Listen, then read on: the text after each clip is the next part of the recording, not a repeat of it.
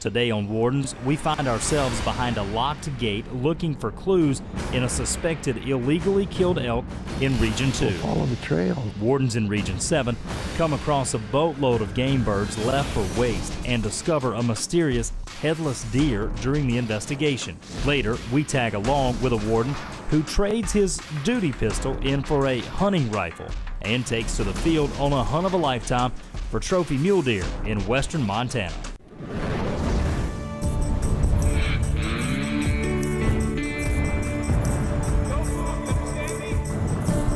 You did wrong. You're before shooting hours.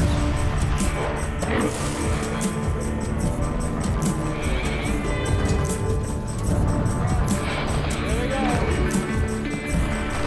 You want to go to jail, Jay?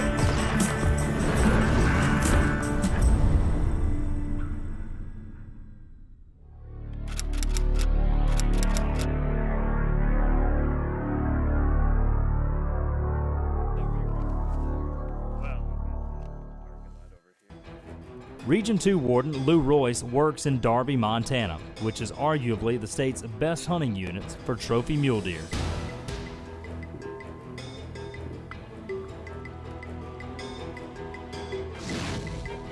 Administrative duties generally keep a warden captain confined to an office.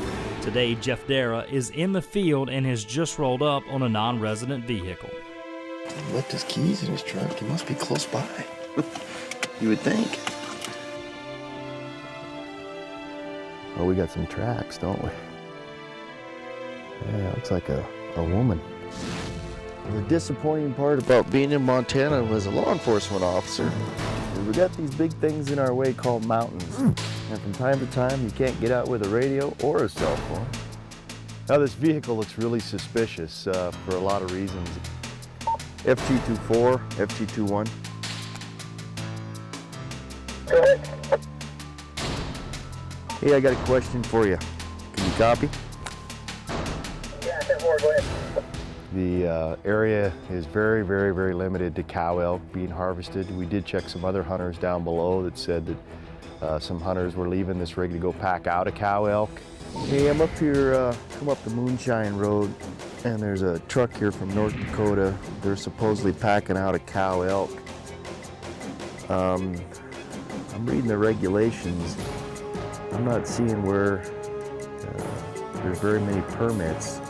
Explain to me what you think. What's the cow season here? The only way it'd be legal is if they have a permit to hunt from the vehicle. If it's a youth hunter, 12 to 15, or there are a few permits, but there's like a total in 270 of like 20 permits or something like that. Yeah, 10-4. It's kind of a weird deal. The truck's sitting right here, tailgate's down, topper's open, windows are open, keys are in the ignition, but nobody around. But we did talk to a very reliable source coming down the hill that said these two guys killed a cow last night and they were packing in to get it out today. Oh yeah, 10-4. Yeah, they hopefully one's a kid. If not, they got an issue. Yeah, 10-4. The inside of the rig, kind of, just from my experience, it has some things in there that make a guy think that there could be some things wrong here. About the only thing it could be would be a juvenile hunter, and I don't know if that's the particular case here. It doesn't really look like that. I'm gonna run the plate and see what we got. As you can see, there's a game cart track right there. There's a track right there that don't belong to me. Here's mine. So you can tell it's a female.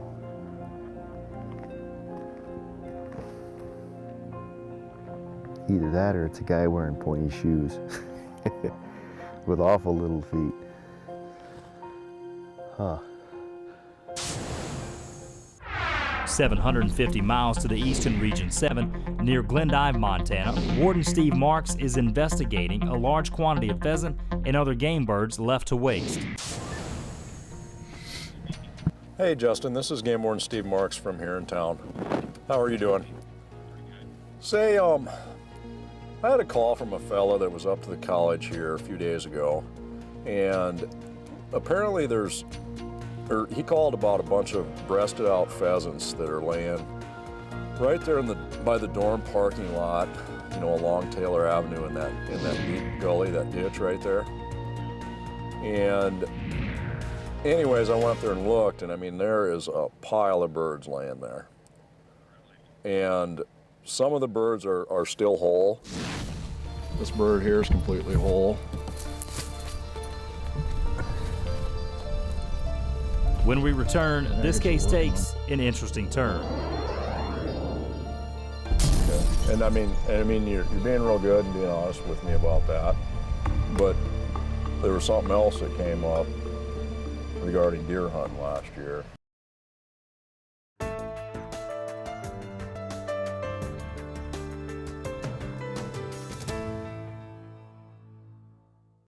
Sparsely populated eastern Montana doesn't mean lawbreakers are less likely to get caught.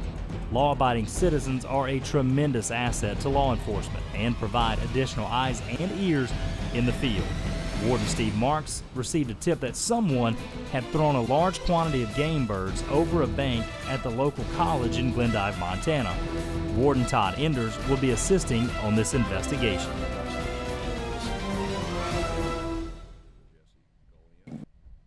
And they both had the non-resident college student big game combos last year. Okay.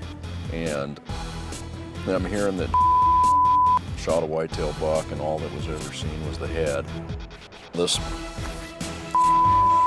supposedly had a father that come up, and I find it's out of the same town in Utah, this Bingham City. So that appears to be him. And he bought a bird license on October 12th. Okay. I know there's mourning doves. There's some other kind of bird, I wasn't even sure what it was, but I didn't look at it that long. There's some sharp tails, there's some whole pheasants, there's breasted pheasants, and I mean, there's a lot of birds.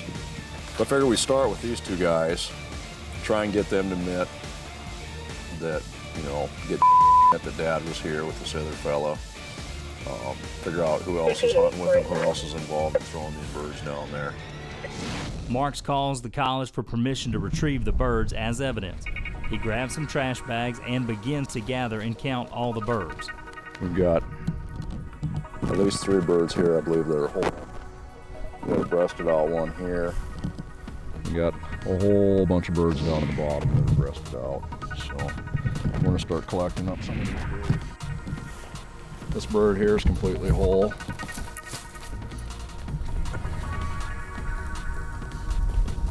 Maggots are working on this one already.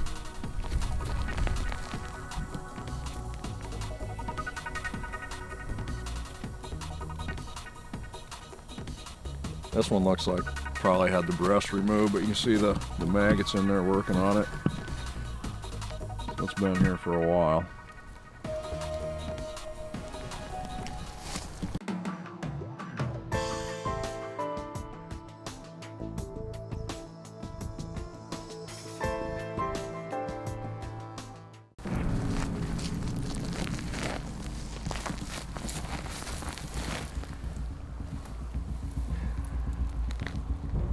Same thing, I mean breast removed, but not the thigh. Montana law requires that the thigh needs to be kept.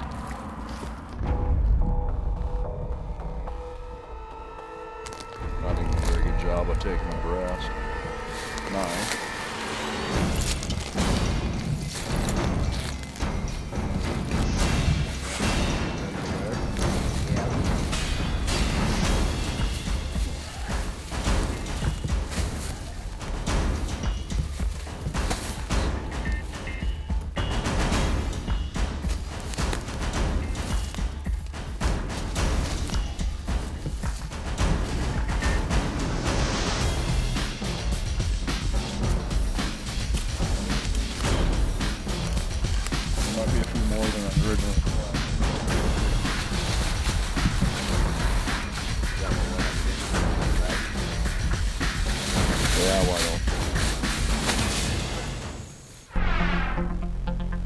750 miles to the west in Region 2, Captain Jeff Dara has come across a suspicious vehicle.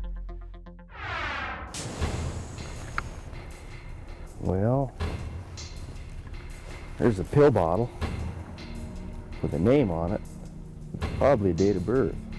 Now this vehicle looks really suspicious for a lot of reasons. It's got out-of-state plates on it. The inside of the rig, kind of just from my experience, it has some things in there that make a guy think that there could be some things wrong here.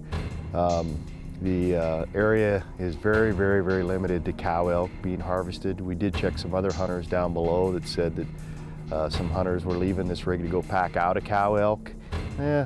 Between the rig and the out-of-state plates and a cow elk, it's kind of suspicious. So we're definitely going to check this out just to make sure that everything's on the up and up. I think we'll drive back there. I've got a key to the gate, so we'll go back and try to cut some time off on this and get a little closer to them. They may not get out till dark. Thing is, you always, on things like this, your mind kind of goes to what you think it might be, and sometimes it turns out not to be anywhere close, but it's still not right. Just what will Captain Dara find? Not sure, but the kid is borderline. He may not be 12. He's pretty young looking.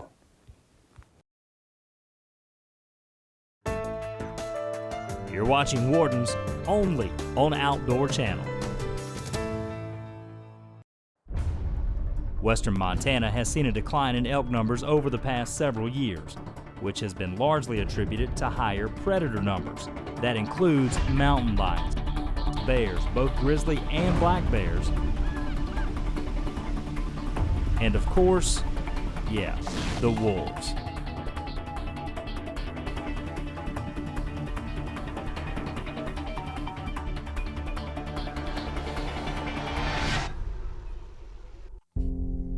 The southern Bitterroot Valley has suffered tremendously, which has resulted in a limited number of cow elk to be harvested. Well, today we were in the 270 hunting district, and we were in this Moonshine drainage, and we saw a vehicle that looked kind of suspicious. Kind of looks like it might be a man and a woman. The windows were open, and it had an out-of-state plate that was just expired, and so we got, what do we got for residency issues, potentially.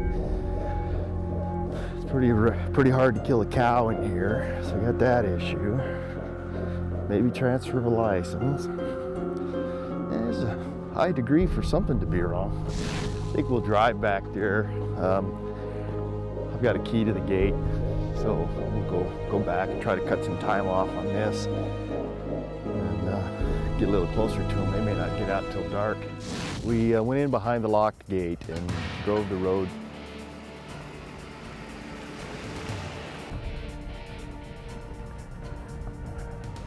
Oh, yeah.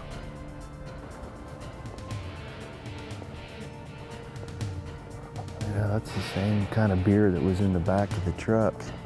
And it's a fairly fresh can.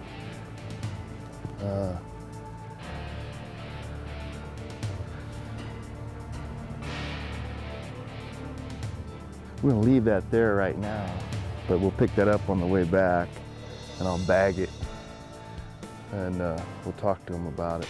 That looks like a same, it's kind of ironic that it's not a real common beer around here, and it's the same as the 12-pack container in the back seat of their vehicle. So that's a littering case right there, probably.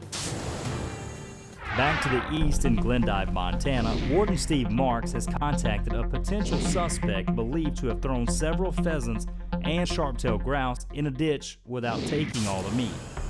Hey, I received a tip about a bunch of breasted out pheasants in the ditch up by the local college here. And when we investigated it, Warden Enders and myself, and they just breasted the birds out, which is a violation of Montana law because they're required to keep at least the breast and thigh meat from the birds. Yeah, 6 sharp-tails.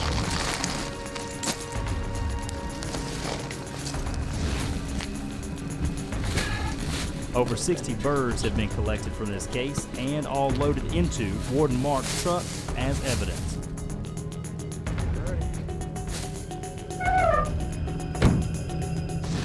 Warden Marks makes an attempt to contact the suspected violator. Okay, I got the answering machine.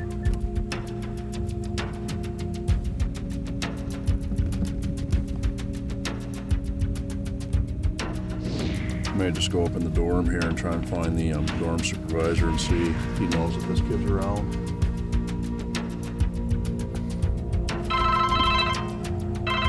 It's him calling back. Hello. Is this? Hey, this is Game Warden Steve Marks from Glendive. How are you doing? I'm real good. Say, I was hoping to visit with you for a minute. Are you at the dorm or? Both of the suspects agree to meet with the wardens to answer a few questions. They will be separated and interviewed by Wardens Marks and Enders. Todd was going to visit with you. He's the warden out of Baker. Okay. And see, I'll visit with you for a second, okay? I'd just like to visit with you guys about your hunting a little bit, about some of the hunting that's going on up here at the college. And part of my job before I start asking a bunch of questions is I do always have to advise guys of the Miranda warning. So, just so you're aware of that. You have the right to remain silent. Anything you say can and will be used against you in court of law. You have the right to talk to a lawyer and have him present with you while you're being questioned. You cannot afford to hire a lawyer. One will be appointed to represent you before any questioning if you wish one. Do you understand these rights? I do.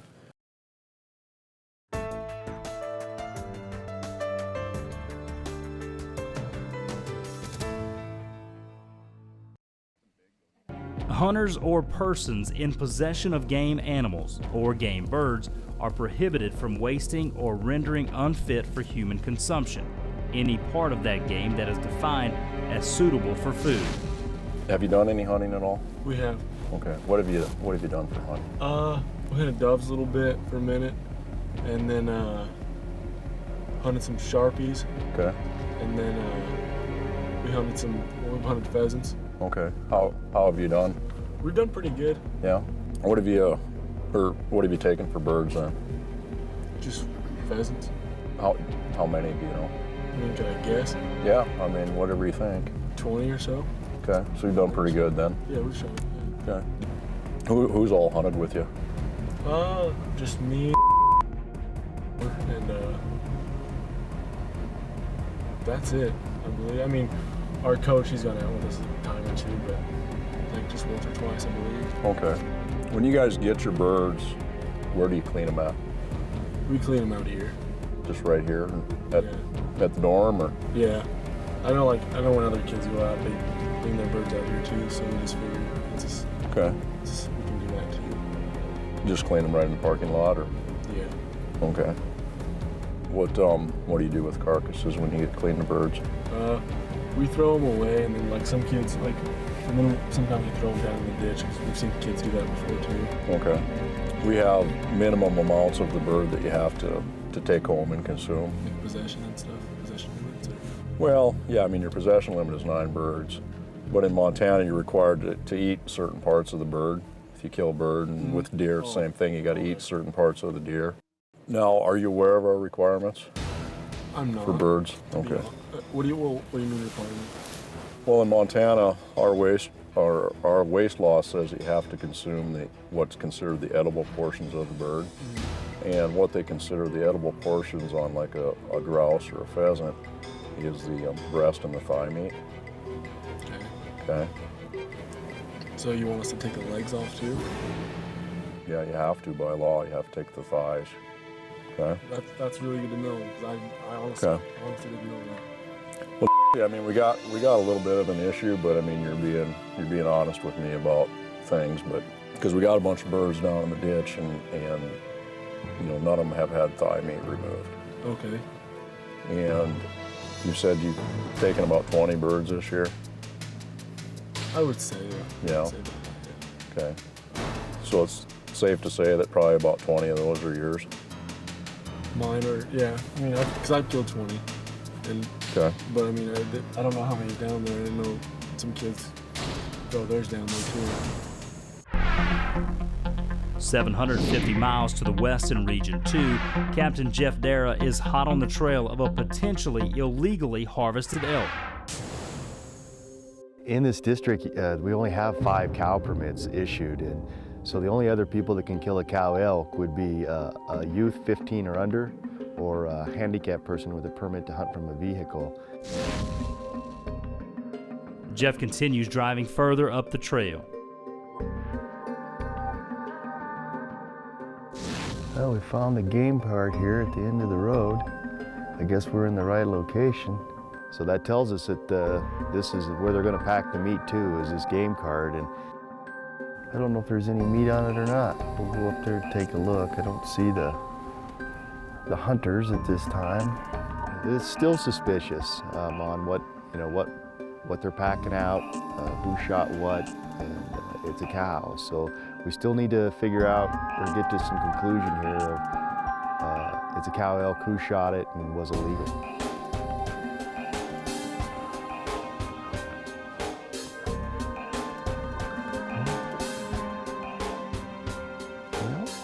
We'll follow the trail and see where it leads us.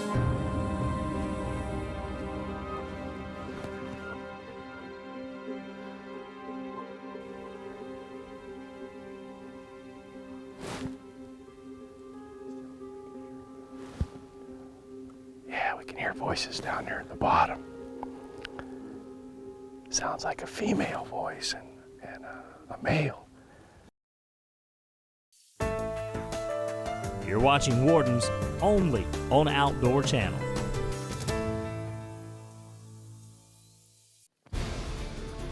There's several unanswered questions today.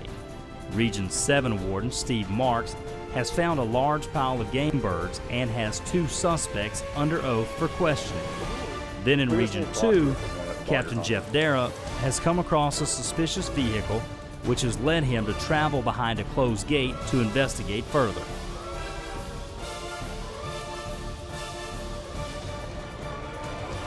Voices down there at the bottom. Sounds like a female voice and a male. I don't know. We only got 2 people down there or what? They're probably within 100 yards of us here. We're just waiting for them to pop out. Oh, this is good. This has a high potential for a violation. Very high potential. Oh, it's a kid. The kid's wearing hunter's orange and packing a rifle. Yeah, he could be 12. Yeah, he's wearing a hunter's safety vest. And we've been sitting here at the game cart for a while, and we just spotted down here in the bottom a youth. I could tell through the binoculars he's wearing a hunter's safety orange vest that he got from Hunter Education. That's a good sign. There is a youth hunter there with a rifle, so it's a good sign that potentially the cow was harvested legally. Hi, how are you? Good, how are you? Good. How come you're breathing so hard? Huh? How come you're breathing so hard? Steve, we've been carrying an elk. Oh, who shot the elk? Me. You did? Had about a 550-yard shot. You did? When did you shoot that? Yesterday. Did you? Is your gun unloaded? Oh, yes. Okay. How old are you? 13. 13? Want to make sure your gun's unloaded Yeah. for me? Right on. Yeah, it's unloaded. Okay. How many of you are there? 4? Yeah, 5. 5, okay. Yeah, we're packing this big elk. I shot it yesterday, and we just packed it like 10 miles away from this ridge over here. We had to walk down to the draw, come this way. Holy cow. It was 10 a big miles? You'd have been down to the highway. Well, not exactly 10 miles. Over It felt 10, like right? 10 miles anyway, huh? Yeah, we're packing this up. I asked him why he was breathing so hard, and he said, well, we hiked 10 miles with that elk, and as the crow flies, 10 miles would put him across the Bitterroot River in a whole different hunting district. You only got 40 more yards to go, you'll have her done. Easy said, huh? Yeah.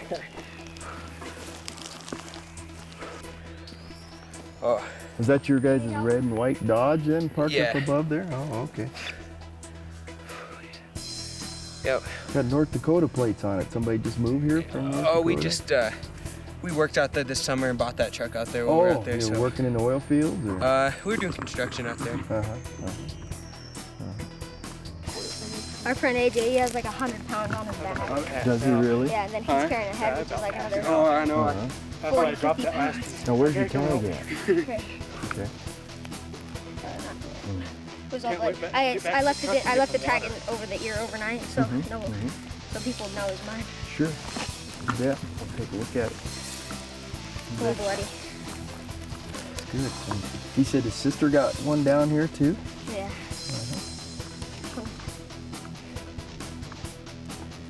All right. Brandon Blackwood.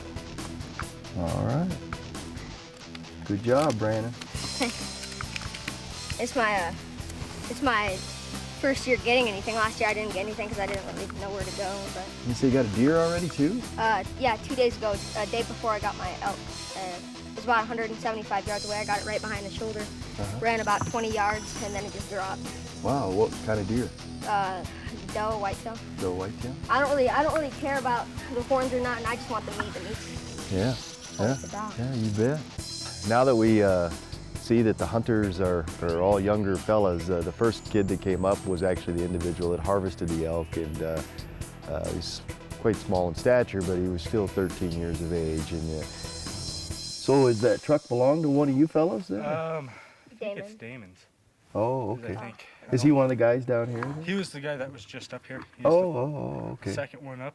Oh, okay. We were looking up here, down there, we're all carrying it. We saw a truck. We were like, Yeah, I stopped. I was like, "There's a truck, and that means the road's right there." Cool. Light at the end of the tunnel, huh? yeah. A little bit. Yeah. At the end of the tunnel, I was seeing spots, so I stopped. You were working pretty hard, yeah. Me and my friend Damon, we didn't think I was gonna get it, but I was just like, I'll take a shot. And I shot, and the wind carried it and hit it right here in the jugular and the neck bone, so it just dropped Dropped instantly. right away. So you only shot once? Yep, only shot once. What caliber? 270. Oh, good deal. Congratulations. It's kind of cool. We talk about recruitment of young hunters and not having, young hunters that are interested in this kind of stuff anymore. And all they want to do is play video games and get in trouble. Them kids ain't playing video games. They're working hard.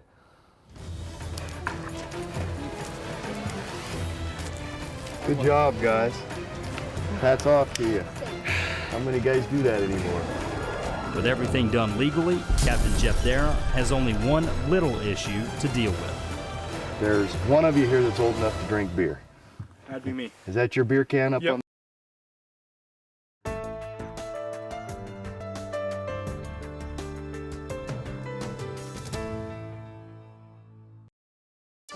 Okay, now how old are you? I'm 17. Okay. 16. Okay. 23. 18. 13. All right, cool. He's got his tag validated, but once you get up to the truck, tape it on the leg. The evidence of sex, which is good, it is on there. The udders are still on. Whether you met, did you mean to do that? Cool, you did it right. You did everything right. Because you did do everything right, I'll offer you a ride if you want to ride to the gate. Okay, all right. The only thing I'm gonna ask is I'm gonna ask you, and you guys have been super guys, and you've been truthful with me, and you did a great thing. But we got some litter issues, okay? Your granola bars that you had, Oh, yeah. yeah, your wrappers are kind of blowing around. Okay, so I just need you to pick those up. All right. All right. And the other thing is there's one of you here that's old enough to drink beer. That'd be me. Is that your beer can up on the I hill? was gonna grab it on the way out. Okay. Hello. Hey, Lou. Hey, pretty good.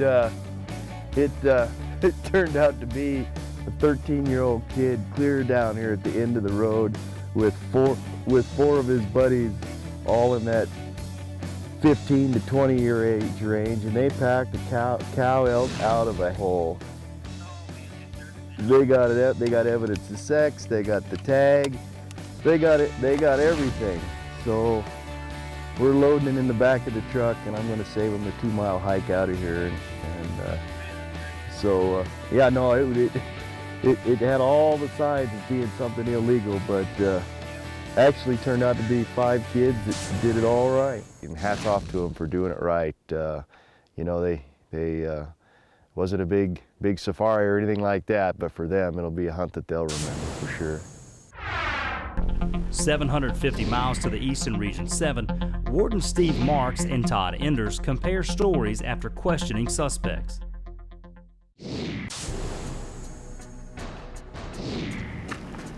He's admitted that, I mean, they killed all these birds. All of them? He says about 40 of them. He's admitting to killing 20 this season, so well, throwing them in there. He said there was, between the 2 of them, probably they'd killed about 20, 25. And then between his dad and the friend, there was probably another 15 or 20. And then their 2 coaches have been hunting with him too a couple of times. Have you got anywhere with the deer? He's admitting that he told he shot a whitetail buck, but he's saying there's no picture. Okay. What's he saying? My guy's saying that nobody shot, he doesn't know of anybody that shot a whitetail buck last year. Yeah, I mean, that's what I was told, that he was showing a picture of a whitetail buck and saying he killed it, and it was just the head. Sure. What's your guy saying? He's shooting for a rifle. He says he shoots a 30-06. My guy's saying they both shoot 30-06, which doesn't match that the headless carcass down here. Right. So this whitetail head was just something they found, is what he's saying. That's what he's saying.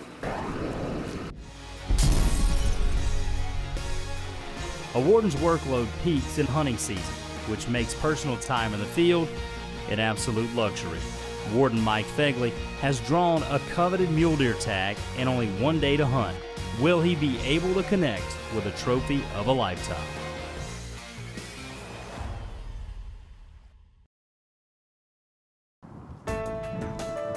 You're watching Wardens only on Outdoor Channel. Ask a game warden what his or her passion is, and hunting is probably on the top of their list. You know, just the opportunities that are here. I mean, to be able to one day, you know, be at a mountain lake and the next day be, you know, looking at world-class mule deer, and the next day to be elk hunting. With a passion for hunting, Warden Mike Fegley was lucky enough to draw a coveted mule deer tag in a trophy unit of western Montana. Just like every other hunter, he sent in his application and could only wait for the results of the drawing. Well, I started hunting as a kid, started hunting like most people do with the family. You know, it's kind of a family tradition. My dad went to deer camp, and so that was, you know, I was like most kids waiting at the door when he came home to see what was on the roof of the station wagon, and, you know, just getting excited about when I got my opportunity. You know, after deer hunting in Pennsylvania and pheasant hunting and goose hunting and rabbit hunting and doing all that, just wanted to try new things and up the ante a little bit. Just seeing big mule deer and elk and big country, and the fact that you're not hunting a woodlot or a small piece of ground where you can get out and you can spend 6-8 hours hiking on public ground, open fair chase hunting, there's just nothing like it. One of the bigger challenges when you take on a job as a game warden, especially in standalone districts or small towns or areas where you're real busy throughout hunting season, you know, you worry about losing the ability to go out and hunt. You know, you can't take a week off during the general season and go pack into a wall tent camp and do things like that. So you just have to learn to kind of pick around the edges, do it a little differently. You know, you do get to take your days, you know, a lot of times during the week, so you have a lot less hunting pressure, and you just put them together as you can. So yeah, you don't hunt as much, but the trade-off is when you're in the field doing these things every day, seeing the elk, seeing the deer, seeing the hunters, you know, and most every warden I know is a sportsman, a big game hunter. They want to be out there doing these things, and it's it's nice to be on the other end of it, especially with something special like this, with a permit that is, you know, a once-in-a-lifetime hunt, a once-in-a-lifetime draw. And you might not have the time to put into it that somebody else would, but the enjoyment's still there. It's a great pleasure to get out and be on the other side of it once in a while and see this resource. I mean, we've worked this district hard for years, and it's been a real priority of enforcement. You know, we've done everything from, you know, asking the Mule Deer Foundation has given us money for decoys and for patrols and all kinds of things. So, you know, that's the resource that we're protecting. That's what we're out here trying to do, so that not just us, obviously, but everybody has that opportunity. And so, you know, I got 2 boys, and I want to see them have those same opportunities. And obviously management is a big part of it, and enforcement is too. And keeping those good genes in the pool, and keeping those big animals out there long enough that a legal hunter can get a good mature buck. Captain Jeff Darrow will be joining Mike on this hunt. Jeff, you know, obviously same thing. When you're working, you work together a lot, but you don't get a lot of time to go out and do those sorts of things. So, you know, when you, and Jeff, I don't know who was more excited about the tag, me or Jeff. And so he was, right from the beginning, said, man, I'd really like to go with you. I'd like to be a part of that. That's going to be a fun hunt. That's part of what I like about having opportunities, is when you have that kind of public access and public land, and you can go, I mean, how many people sitting in a tree stand somewhere get to see 8, 10, 12 bucks in a day? Granted, not all big corkers, but just the fact that you can go look at that much ground and see that many animals, and it's nice to, you know, it's a hunt. That's the beauty of fair chase hunting, with open public ground, accessible ground, that you can go out and beat the brush and look around and look around. And well, we had spotted this deer earlier in the day. He was high on some private ground we didn't have permission to go on and hunt, and we were hoping he'd move down as those does were feeding down towards the creek bottom. So when we got there, he was in the bottom, and as soon as we started moving on him, he just beat feet up the deepest canyon he could get into, and we thought we could get around him. We went kind of just right up the gut because it was getting late, and we knew this was kind of the only chance we had at him. Fortunately for us, that actually worked in our favor, because those does went up a different ridge, and we thought he was on that ridge, and Jeff spotted him, talking about yardage and, you know, trying to figure out where the best place was to take a shot. And fortunately, it took me a couple of minutes, because the buck we were looking at wasn't the one that we had seen earlier. It was a smaller one. And about that time, when that big guy had got in behind us, he went up a different draw than we thought he was in, and he was sneaking off, but then he saw that little buck going after the doe that he had been following, and that kind of got his ire up a little bit, and he came blasting out of the canyon after that doe to kick that other buck off. And about that time, Jeff yelled at me, hey, not the first one, not the first one. When I saw him, there was no doubt. You knew exactly that was the deer. When he went up there at first, he got up high, and I was trying to reposition and get to where I could take a shot and get my heart to stop pumping so I could actually get the crosshairs to sit steady, and started moving towards that other doe, and she was moving off. And when he finally came down on the bench, he gave me a broadside shot, and I'm gonna go ahead and take him.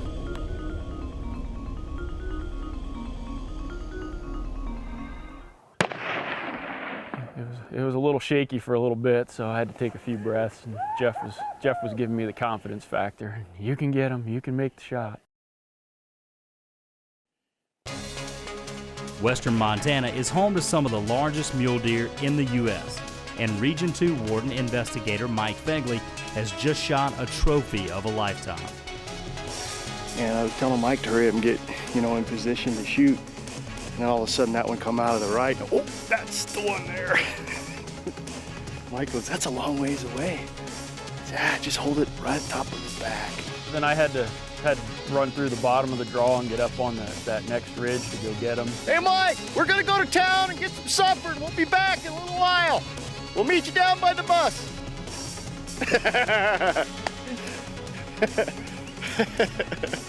I had given Jeff my backpack so I could go a little bit lighter, and he went back to the truck and he got the game cart. Well, we're down here in the Bitterroot Valley today with Mike Fegley and Steve Puppy, and it's game warden day off. Mike had a special mule deer tag for this area, and we've been glassing bucks, and we spotted this one this evening, and we were lucky enough to get on him. And Mike made a great shot, probably 350 yards probably. Nice buck, Mike. Congratulations. I'm very happy. I kind of like this end of the rifle once in a while. Yeah, it's nice to get out. You kind of forget about the enjoyable parts of being out in the field when you're just running and gunning and it's busy and the season seems to fly by. So just one day out here that can make all the difference. Gets the guy motivated to go back to work and get the guys doing it the wrong way. I thought he was gonna get away because that one doe was going towards the fence. I couldn't get my freaking heart to stop. I'm going, Mike, you have to take him. He's getting away. He's getting away. I'm trying to do my combat breathing. Take a breath, and those crosshairs were just doing this with every heartbeat, and then finally I got to where they were. That's awesome.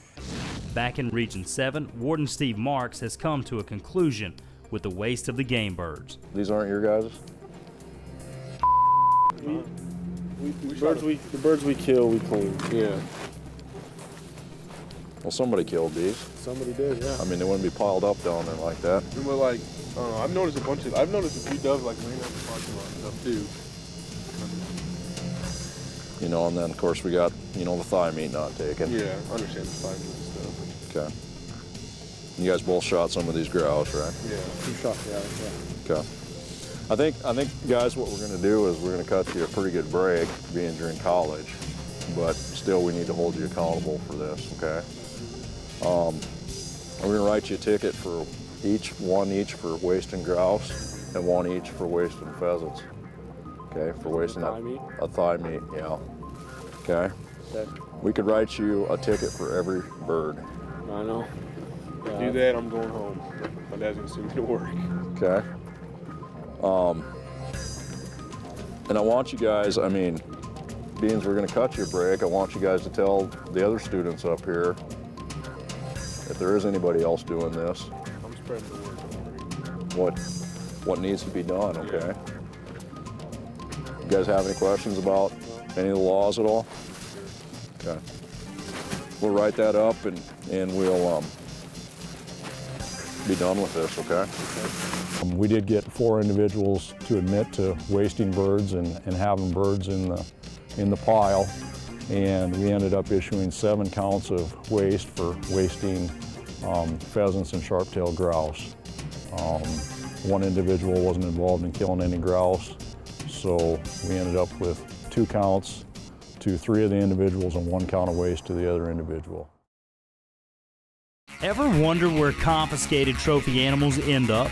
Today, we're going to take you to the Region 2 antler auction. Later, we tag along with Wardens on an enforcement adventure centered around one of Montana's most majestic animals, the bighorn sheep. Oh yeah, we'll meet a few reckless drivers along the way and mix it up on Flathead Lake for some holiday cheer. It all happens right now on Wardens.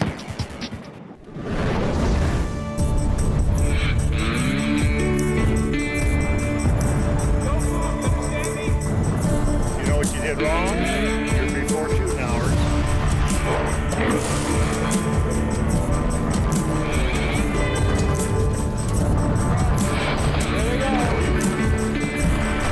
You want to go to jail, Jay?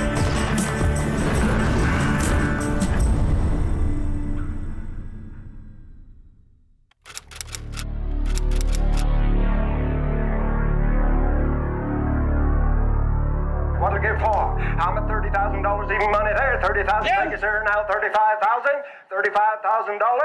So. Today we're having a trophy auction. It's confiscated, mainly confiscated animals, pretty much from the western half of Montana. It's about 2.5 years worth from 4 regions. We're going to sell it today to the highest bidder. Our evidence lockers are full. It's time to clean them out. I'm here just to see what the prices are going for on some of these items today. I like to pick up a few set of ram skulls with horns, maybe a elk rack or 2, and just mount them up, maybe sell them, maybe keep them for my own. Did a real public campaign here to let people know that this was going to be out today. We put it in the newspaper, it was on the website, it was on TV, on the radio. Wanted to get the word out so everybody would know. It looks like we got a good crowd. It's kind of like a garage sale. You say 9 o'clock, they're here at 7, so we're getting an early crowd, so it's a pretty good indicator that we're going to have a lot of folks here today bidding on the items. This auction is open to the public, which includes taxidermists, horn collectors, and even hunters trying to buy back their confiscated animals. I used to be an outfitter or a guide and never kept anything back when I used to hunt and guide hunt, so I'm gonna put together kind of a collection. We've got elk, whitetails, muleys, bison, rams, antelope, lion, you name it, pretty much it's here. I don't think there are any wolves or grizzly, but other than that, if Montana has it, it's here. The funds all go back into the state fund, anything generated from today. But man, there are some gorgeous skulls here. I'm looking at these 2 nice whitetails that come in a 2-pack. Who knew? And the beautiful elk over there. I've got to get my hands on a ram skull because they're just super hard to find. This is the only state that if you find them, you can't keep them. So there's a lot of goodies here that I'm hoping to get my hands on. We had a pneumonia outbreak. So, you know, so some of them are just sheep that we had to put down because they were, you know, to keep it from spreading in the herd. Okay. So that's why there's so many sheep heads. Take an illegal animal in Montana, we will catch you. It may not be right away. We'll track you down and we will catch you, and your animal will end up in this sale. $100 where? Put them at $100 even money there. One more, put them at $100 bid. That's $50 where? 50-50. Put them at 50. Put them at $25 now. $25 there. $30 there. $40 now. $50 sir. That's $50 even money there. 50-50. Put them at 50. Put them at $50 now. $40 over here. $50 now. 50-50 and die. Sold you owe $40 number 238 to buy. $40 number 238. Most of the deer and elk racks you see were poached. We have a lot of sheep heads here today, probably a world record number of sheep heads at the sale today, mainly because we had a pneumonia die-off in several of our sheep districts last year. I thought it went too high, but it's all great. It goes back to the state fund. But I'm still waiting on the ram. They haven't gotten any of the ram skulls yet. They've got about 100 of them here, so hopefully I can get my hands on at least one of them. We've got some shoulder mounts that we have behind me here. They were seized on search warrants. People took them illegally. Put them down 6.5, now 7. $700. Dandy with a pink money, 6.5 gonna be 7. Young lady, you want some of this too? $700. 6.5 gonna be 7 there, and put them at 7 and 7 sold. Right this way somewhere, $650. Buyer number 304. Now don't want to miss anybody. 3 1/4. 3 are gonna be quartered down. Put them at 25. Sold $300 right here. Your number 255. 255 the buyer.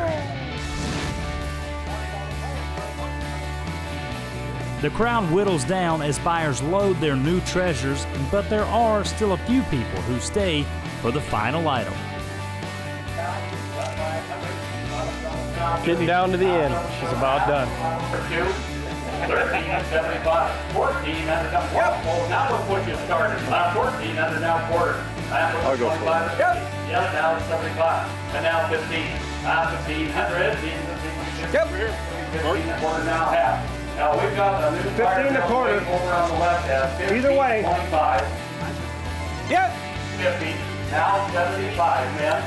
Now 50. Now 75. Now 75. I don't want this again. 50, 75. You want to do 50, 75, you're out. All in and all done. Second just sold for $1,550 to buyer number 147. Thank you. That's what we came here to do. Good job, Elk Dummy. I think you got the best RF too, and still cheaper. Coming up, Region 6 wardens take to the air over the Missouri River breaks in search of any illegal activities for the Bighorn Sheep opener.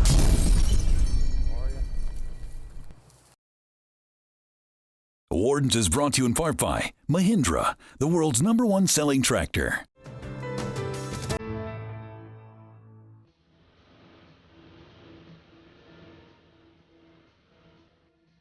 Region 6 wardens Shane Reno and Wes Odekoven are saddling up for a saturation patrol on opening day of the Bighorn Sheep hunting season in the Missouri River breaks. The operation includes ground, water, and aerial assets. Less than 1% of those applying will get a tag for this hunt. While scouting a location, Wes has reported finding a trail camera. So what Wes found was a trail camera on a tree next to a water tank underneath a tree stand. So it's a elk hunting situation where someone's got a tree stand hanging over a water hole where elk are watering. And it's not legal to use a trail camera during the hunting season. Even though the focus of this saturation patrol is Bighorn sheep, opening day of the archery elk season overlaps and the wardens want to find out more. Now let's go take a look. I'll follow you. See, the sheep patrol has suddenly turned into a archery elk patrol. Possible illegal use of cameras. Arriving on the scene, the first thing wardens find is a motorcycle with a license plate from America's 50th state. That's got to be a first for me, seeing a motorcycle from Hawaii. The motorcycle may or may not be part of the trail camera situation. The wardens decide to investigate further and zero in on the tree stand. Where's the camera at? Okay. Well, it is illegal to leave the camera up during hunting season while the season's actually going on. It is, huh? Yep. Okay. You didn't have any awareness of that? I sure didn't, yeah. Okay. All right, it's been actually in effect since 1999, was it? Yeah. 99. Really? Yeah. Regardless of when laws are enacted and what they specify, it's the responsibility of the individual to know the law, so this hunter will receive a citation. Well, what kind of a citation is that? I mean, is that? Well, it's a misdemeanor citation, similar to running a stop sign, you know. The trail camera that was intended to gather elk scouting intel will be removed, and the hunter will have to get it back through the court system. I've written here that I took the one stealth cam and I wrote down the serial number. This is all your information up here. Down here, it's just our code for the possession of the motion tracking device and using it. Right here, I just wrote that it was unlawful possession of the motion tracking device, and that I observed you on the tree stand. Over top of that. Any other questions on it? Nope. Okay. Montana hunters put through the legislation of Montana that they did not want trail cameras used for the purposes of scouting during the hunting season. 300 miles to the west in Region 4, Warden Brian Goley has come across some illegal off-road activity.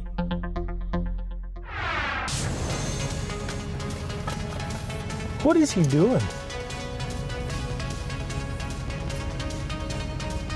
Ooh, ooh. 414-410. Go ahead. Well, if you want to come up to Beartooth, I got a guy in a pickup way up on a mountain. I copy, in or out, where do you need us? Well, it's on the way up. He's sitting on a hill, so I don't know how he got where he's at, but it's not good. Yeah, so a pretty good hike on foot. There ain't no roads up there. What is this kid doing? He's gonna try to run on us, I think. Whoop. I just shocked, I guess. This joyrider is driving on fragile ground in the Beartooth Wildlife Management Area, an area clearly marked off-roading prohibited. Warden Goley pulls him over while a BLM official backs him up on this stop.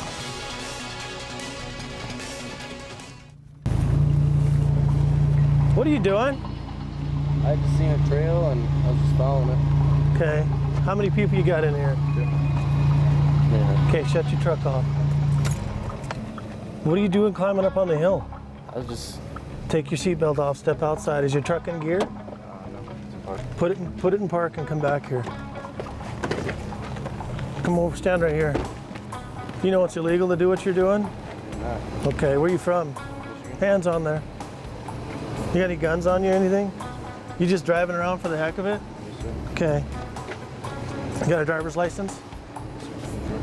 Okay. I mean, you're tearing your truck up too. Okay, why don't you just stand there? Don't move.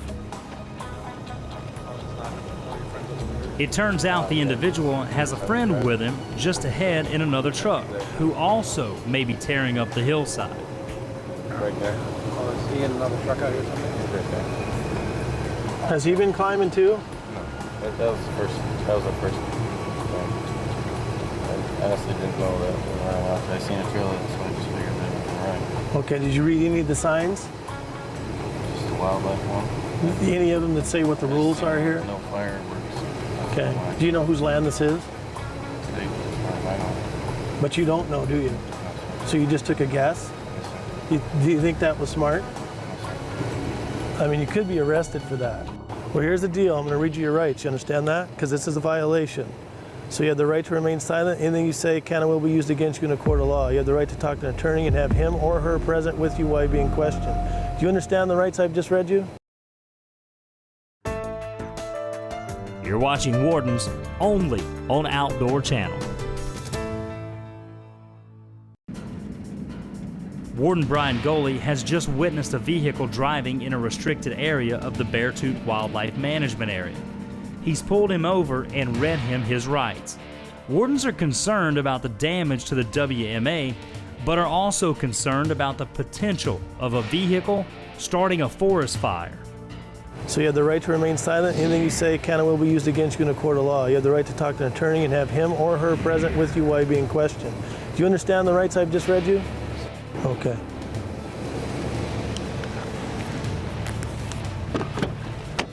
Wow. I just can't believe that. 414-410. Okay. Okay, we got them stopped here. There's two of them. I got the BLM guys with me. He's going to check it out and see if the other truck was climbing too, but I got my main suspect here, so we're going to talk it out, see what we need to do. This youngster is getting a solid dose of how law enforcement works on Montana's public lands. His carelessness and off-road driving not only damaged the terrain, but also endangered his passengers. So you're going to get a commission rule and reg violation, which is a basic violation of driving off established roads. And then you're going to get a disorderly conduct citation, okay? And that's for creating a public nuisance or endangering the lives of people on the game range, which is you and your passenger. Okay, these are not criminal codes. They are misdemeanor fish and game codes, which means that you will not have a criminal history with anybody other than Fish, Wildlife, and Parks. Do you have any questions for me? Okay, you're free to leave.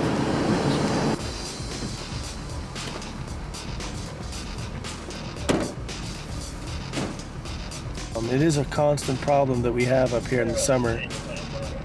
People think that they can do what they want on these game ranges, and really, we try to protect them as much as we possibly can.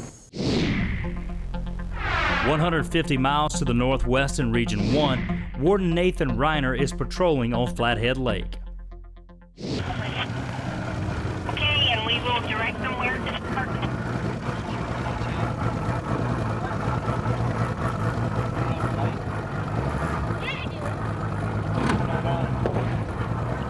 You usually got to stick it's usually a pole like this. You got to put it in. It goes in that place right there. I'm not a boat guy, but I'm learning. All right. I got it right here. Okay, sorry guys. And which one of you is operating this boat? Sorry. Who's driving this boat? What? Who's driving the boat? I'm wondering, where does this go? Right here? Right there, yeah. Okay. You get a little closer to Brian.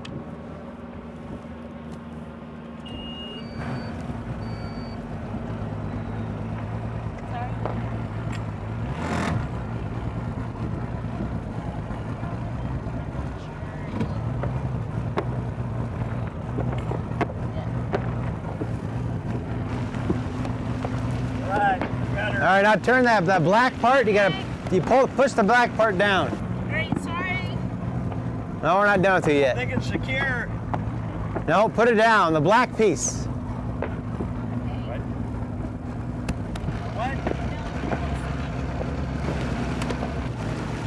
So which one of you is operating this? Who's driving the boat, ma'am? I am. You're driving the boat. Yeah. Are you serious?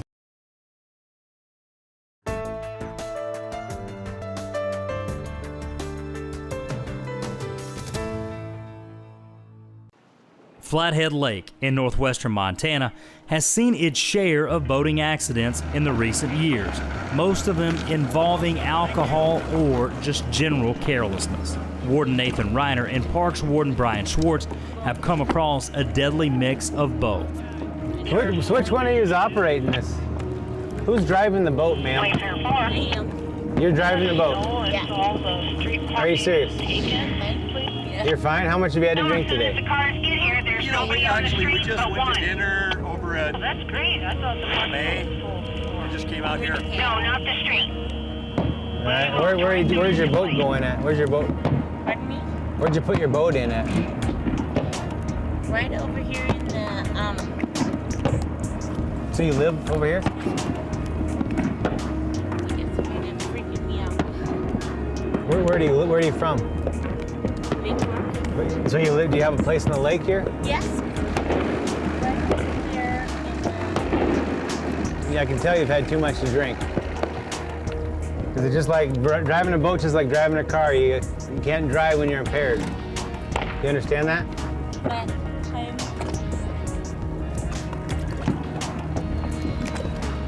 Well, you know what? I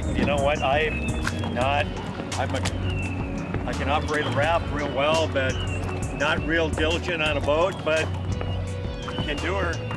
How long have you been sitting out here? I just got out here about 10, 15 minutes ago. Okay. And have you been drinking much out here at all? No. We have not, no.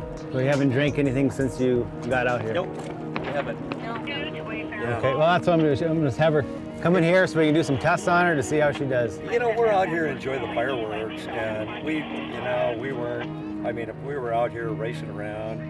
Oh yeah, I understand that. You're being very cooperative, and you haven't done anything except didn't have your lights on. But now that we're talking, I can't leave you. Well, and if you go out and wreck your boat, we're going to be liable for letting you go. And I understand that. So ma'am, you're not under arrest. Just need you to come in here so we can do some tests in your eyes and see how much you had to drink to see if you can drive. Well, and I'm, if she can, I'm not. I can do snowcast, motorcycles, whatever else. I'm not a boat guy, but you know what? I understand that. I can operate it. All right, well, yeah. I can have you give me a breath test, and if you're below the legal limit, then maybe we can let you do that. Honey, we're fine. Excuse me? Go ahead, honey. We're fine. Go ahead,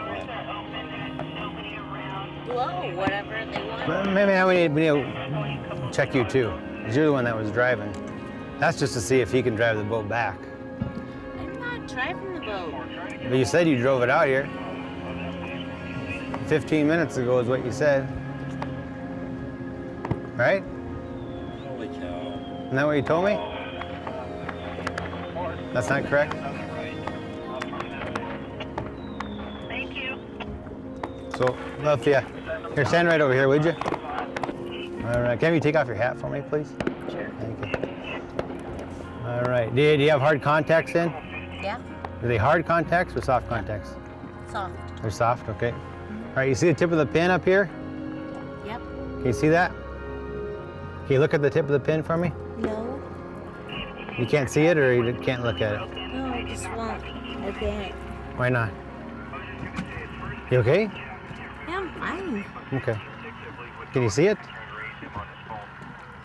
I'm not gonna do that. Not gonna do that? Why is that? I'm fine. Well, let me see if you're fine. I know I am. But let me check your eyes. We'll tell if you're fine. Okay. All right? Okay. Let's see here. How my flashlight work?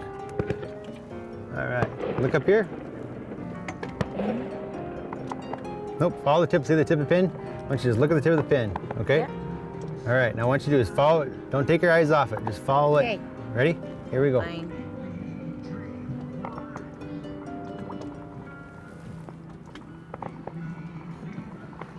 Oh, keep going. No, I'm watching you.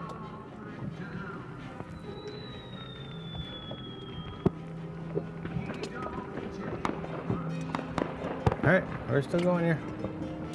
Stay with me a little longer. I know I am.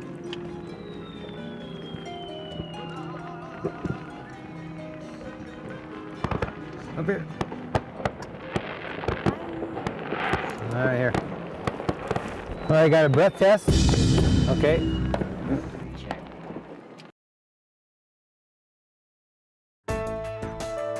You're watching Wardens only on Outdoor Channel. Today, Region 2 Wardens sold seized antlers and other game at their annual auction, while Region 4 Warden Brian Goley found a joyrider on the Beartooth Game Range. Flathead Lake's 4th of July celebration finds an intoxicated boater looking at a possible DUI. All right, got a breath test. The saturation patrol on the opening day of sheep hunting in the Missouri Breaks continues in Region 6. The task at hand gets increasingly difficult as the stakes are high for hunters on a once-in-a-lifetime trophy hunt. Critter doesn't have a chance if you got somebody in an airplane overhead flying around keeping track of it. And then you'll walk a hunter. Wardens make sure their presence is known in an effort to preserve the resource and ensure hunter accountability. They pull out all the stops in their enforcement effort and fire up an aircraft to run an observation patrol. Will they find anything fishy going on below from their big eye in the sky?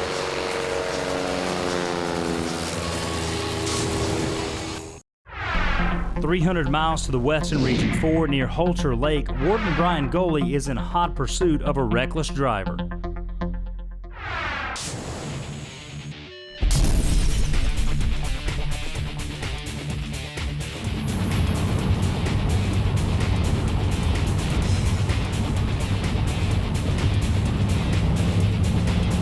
I mean, she just about hit these guys. She's got the real jump on me too. She knew I was turning around, so she gassed it.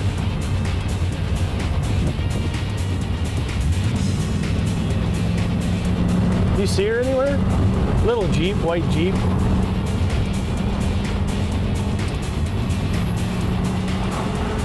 You see how fast I'm going? And she's gone. You see the beer can just come out? Right there.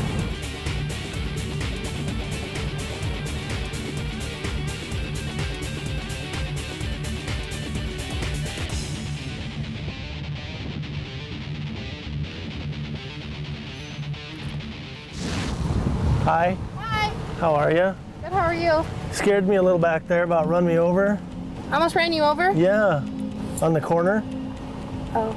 Do you have a driver's license? Oh. Yes, I have a driver's license. Yeah, and then the other girl that you almost hit complained too. Oh, what? That was because we had a bee in the vehicle. All right. We're swatting the bee out. All right, I just have to make sure. I mean, you came that close to hitting me and her. Okay. No, when I turn around the we corner. have a girl that's we don't have an EpiPen. Oh. And she is. Is she having a fit? Yeah. Okay. So we had. Do you need to have medical? No, she didn't get stung. We were getting it out. Oh. That's all we were doing. Okay. I thought you were in a hurry. Have you been drinking beer or anything? I'm not. I had one at the campsite. Did you drop a beer down here? Because I'm gonna go get it. I saw it right where it was.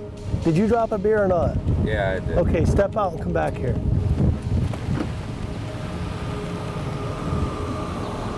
Okay, you can't be littering. And why did you do that? That's fine. Have you ever been in trouble before? No, actually. All right. All right. You can run my ID. Where are you from? California. Okay.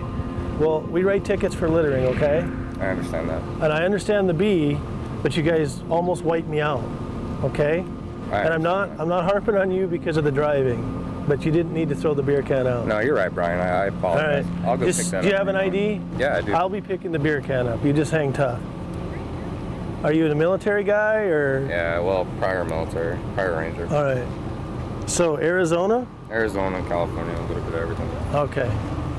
The initial stop is a traffic violation for erratic driving, which is outside of the warden's jurisdiction. They do, however, ticket for littering. Ma'am, you gotta slow down on the corners. And I just don't think you were looking. I wasn't. It was just frantic. I know. And if you'd have hit us and went off that, it would have been really bad for all of us, I understand. okay? So just be really careful, all right? So you'll get a warning for that, okay? Thank you. Okay, do you have $135? No, I do not. That's what it costs for littering. That's why I'm willing to go pick it up for you.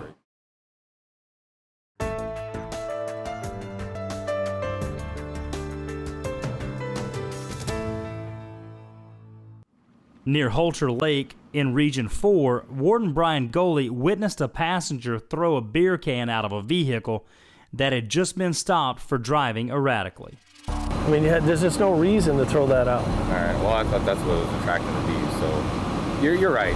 Well, the only reason you threw the beer can out is because I started to pull you over. Actually, I used to be a cop, and I wouldn't be So you know. Yeah, I wouldn't be that dumb. So you used to be a cop and you threw a beer can out and you know the open container law in Montana? No, like I said, I'm not from here, so all right. I'm not. Okay, well, What is this since you have me you here? cannot have an open container in your vehicle. You can't just throw them out. Okay, and I understand that. And why don't you go up there and tell your daughter you're okay and that you're not going to jail or nothing. Is it your daughter in the middle? Yeah. I just don't want her to be upset because she got upset, okay? Just tell her you're okay.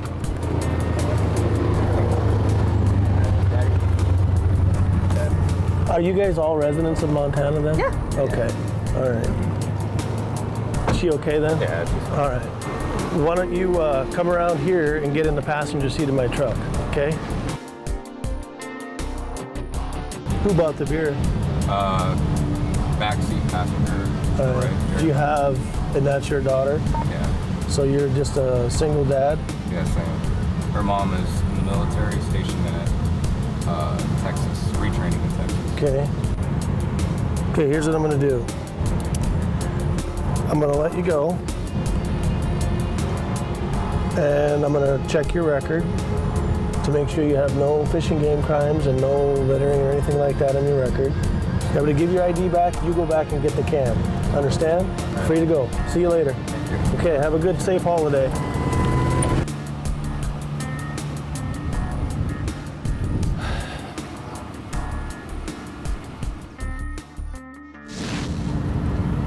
Daniel, it was up a lot farther than that. Just on the edge. Don't hang around. If you don't find it, you don't find it. I'm just going to pick up everything I see on my way. Thanks, dude.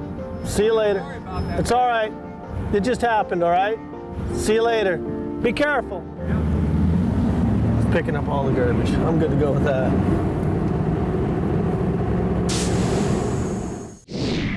"150 miles to the northwest in Region 1 on Flathead Lake, Warden Nathan Reiner is still dealing with an intoxicated boater. I'm not going to do it. You're not going to give a breath test? No. Okay. We're going to give a breath test so we know you're okay to drive, else I'm going to tow you back home. We're No, fine. I don't think Seriously. I am. I mean, Well, ma'am, I can't let you go. It's either. I mean, you don't have any cause to ask me for one. I don't. Well, because I am liable if you drive and you crash into these people. I realize that, but so are all of these other people that are operating. And to be honest, and sir, you're showing signs of impairment too. Excuse me? You're showing signs of impairment too. That's your opinion. Yeah. That is my opinion. You're correct. Yeah, it is. Yeah. So your choices are, one, I can give you a breath test, see if maybe you're plumb legal. Then we'll let you drive. It's no problem.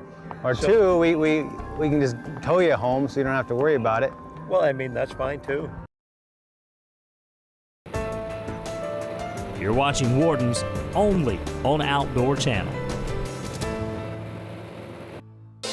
Bighorn sheep hunting at the Missouri River breaks can be one of the most challenging hunts in Montana. Privatization of public hunting grounds can put world-class bighorns in close proximity to grazing lands, which increases the spread of disease. Hunters often operate out of remote camps, which challenges wardens to be in command of the areas they patrol. This aerial operation helps wardens stay on top of the situation. Pilot Greg Tellman is joined by Warden Wes Odekoven. Their plane is a Piper Super Cub, a popular choice of bush pilots. It's great for slow speed observations and short takeoff and landing. They'll fly about 3 hours over a 50-mile stretch of the Missouri River.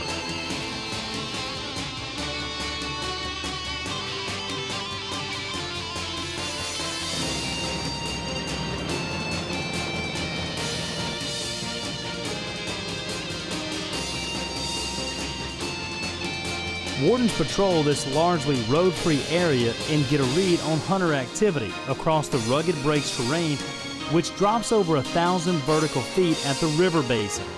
The pilot and an observer in the back report to ground units details from high elevation passes and low canyons as they follow the terrain in the Super Cub. They can also monitor other air traffic that might be using aircraft to spot animals, which is illegal during the hunting season.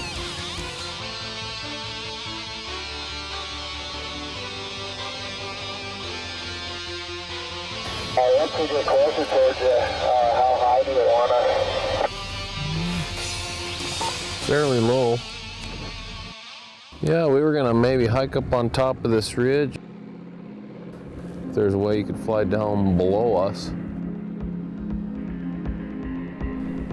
With such a vast area, what we're coming up with today is there's hasn't been many hunters in areas where there traditionally been sheep. 400 miles to the west in Region 1, Warden Nathan Reiner is about to come to a conclusion to his 2 firecracker boaters. All right, yeah, here we go again, another towing. I still love you. Where do you go inside the harbor, the little harbor? You know that little tiny boat harbor? That goes all the way back in there? Yeah, will you take us there? Yeah. Well, you gotta let us know where, which side of the harbor are you on, and how far back in there are you? Sure, I think I'm the one that towed you in 2 years ago. Well, we ran these folks just floating out in the water, getting ready to watch fireworks, and didn't have a light on and no validation decal, and obviously showing of impairment. I didn't see him driving or anything, and then I did HGN, and she couldn't follow the pin at all, and so I asked her to give a breath test, and in Montana there's no implied consent rule, so they can refuse a test, and there's no recourse. So anyway, I guess it's her lucky day. I didn't see him driving. We're just gonna tow him back to shore, so we're not liable, and we're not out driving the boat around killing anybody, and we'll go from there. As they arrive back at the docks, this couple is grateful for the services of Montana Game Wardens. You know what? Seriously, dude, you're a good guy. And you can put that on camera. Put it on camera. Nathan, you know what? After we talk about the story all the time. Yeah, well, Hey, you gotta cut back on the drinking a little bit in the boat. You just think about it's not birds of the fearless, would be less. You guys No, are it's sure. me. I'm Gilligan now. Yeah, Huh? thanks for Thanks, Eddie. getting us back in here and being so patient. All right, guys. Man, have an awesome night. Stay put. Yeah. Hey, we'll do. Don't have to worry about that. Yeah. See ya. Yeah, we'll see. All right, we'll try to skate now. Yeah, you try. Yeah.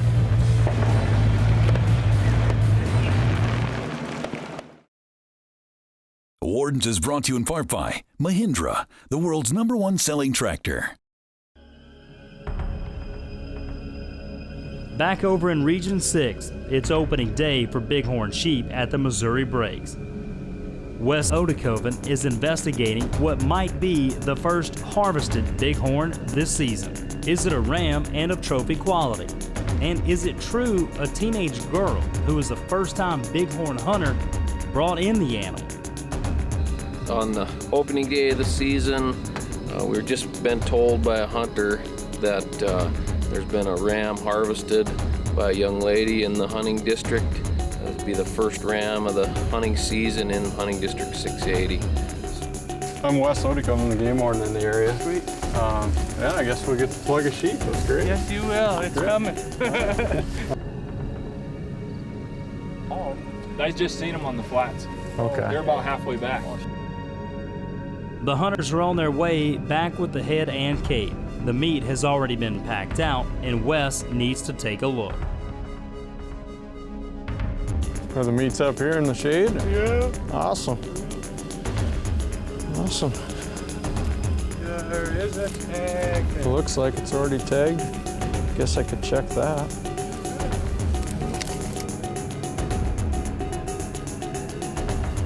So this tag is Christina Rauscher's, and she got the sheep earlier today. It's dated here September 15th, which is opener of rifle season for general sheep.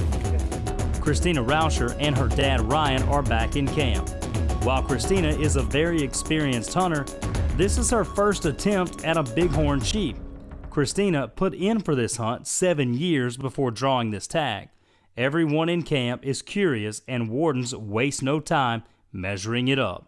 What we're doing was we're checking a bighorn sheep in for a hunter, young lady who harvested her sheep around noon today. We're measuring the sheep to take all the proper measurements and putting those measurements down on a transportation permit, which will log into the computer system to track the horn size and growth and match to the age of the sheep. Whoa. Wow. Really? 17 and 4. Wow. Holy smokes. That's right in the top of the top masses. So, just how old is this ram? Shane Reno counts the rings on the horns. Yeah, it goes 7.5. This ram is a mature 7.5-year-old. At 186.5 inches, this ram exceeds the 180 minimum to make the Boone & Crockett record book. Christina stalked 3 hours and killed the animal at 213 yards with one shot from a bolt-action Winchester 30-06. We're also putting a pin in or a plug in one of the horns of the sheep. And we like to put them in there in a nice spot in a nice way. I want it on this side. Want the pin over here because you're going to look at that side? That's how it's going. You have to be careful when you're putting the pin in to get the hole drilled squarely and put the pin in, place it properly. So when you hammer it in, it goes in straight.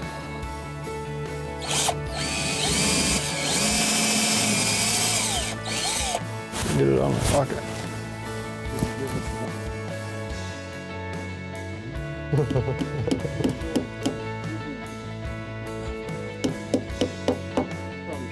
There you go. Sheep is plugged.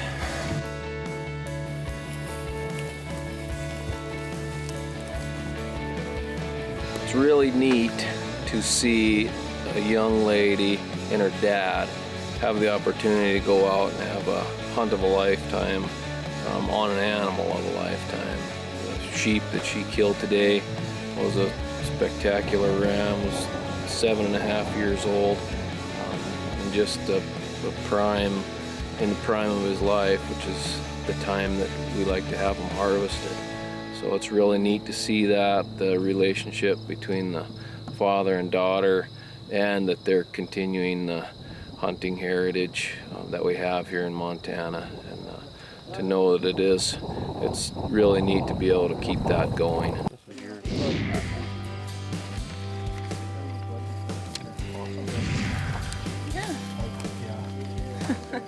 Well, congratulations. Thanks. This is it. This is it. Means more than the one you killed, I'll bet. Oh, a lot more. Yeah. That Cool. had its own meaning. Yeah.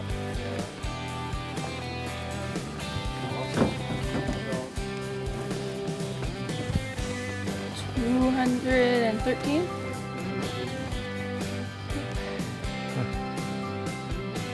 Really glad. The hunters just cringe when you actually drill the hole on the horn and stuff, but and then when you going to tap the actual plug into there, sometimes it can bend on you when you're tapping it in there if you don't get it going straight or if the hole's not big enough for anything, and then you got to pull the plug out, and hunters just get worried when you're actually plugging it and stuff, but you get enough experience at it and everything, then it gets pretty easy after a while, actually. Today on Wardens, we deploy decoy stings across the state in an all-out assault on would-be poachers. Good shot. Good shot. Later, a shot in the dark leads to an investigation uncovering one of the state's largest poaching operations. It looked like they murdered somebody in that cabin. There was just blood everywhere, blood on everything. It all happens now on Wardens.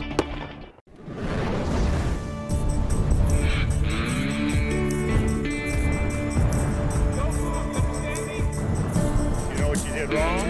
You're before shooting hours.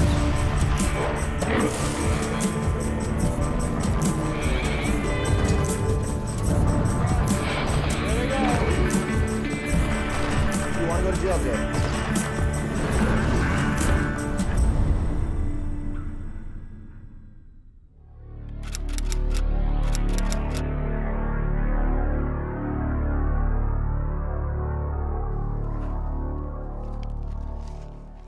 We use the simulated wildlife decoy to target all kinds of illegal activity. We'll put them up in the dark, which before and or after shooting light, obviously at that point to catch people shooting them in the headlights or with a spotlight, shooting from the road, shooting from the vehicle. Most of the time we put them up, we try to make it totally illegal. There's no way anybody could shoot it legally. Operation Elk Dummy starts out in Region 2, just northwest of Deer Lodge, Montana, with Wardens Terry Althouse and Captain Jeff Dara. Oh, so we can hide back in there? Okay. Where are you putting it? In right there? Right here, and you can get it from both ways, and then we'll have to have somebody here and somebody over on right over. Okay. Today's target will be hunters heading home from a weekend in the mountains. Captain Jeff Dara and Terry Althouse, along with Warden Joe Cambick, are setting up a spike bull elk. It's 2 hours before sunset. Sometimes we do put them up with that it's slightly possible to shoot it legally. And that, during those times, we're targeting specific things more so than a wide range of things, such as the shooting from the road or shooting from the vehicle in the daytime. Herb, I think, was our first decoy. When did you make that thing, Terry? How long ago? I was in the Bitterroot. So Like- that would have been around 1994 a 92, somewhere in there. Yeah, about 20 years old. He still looks good though. Okay. I think he was real.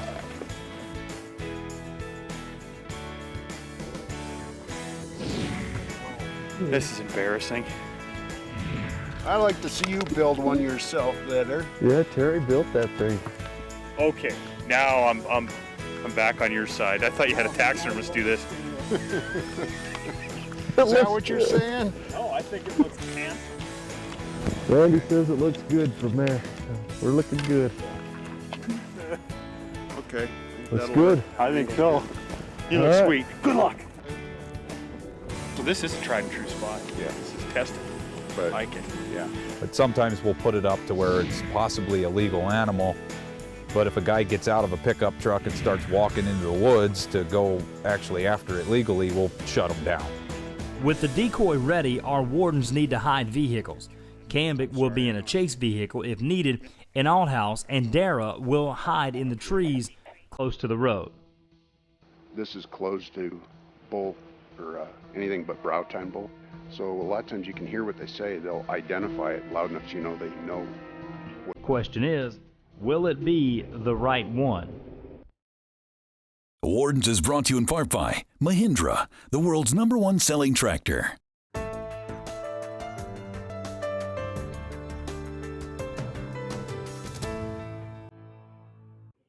Region 2 wardens have set up a simulated elk decoy and have a hunter taking a serious look at it.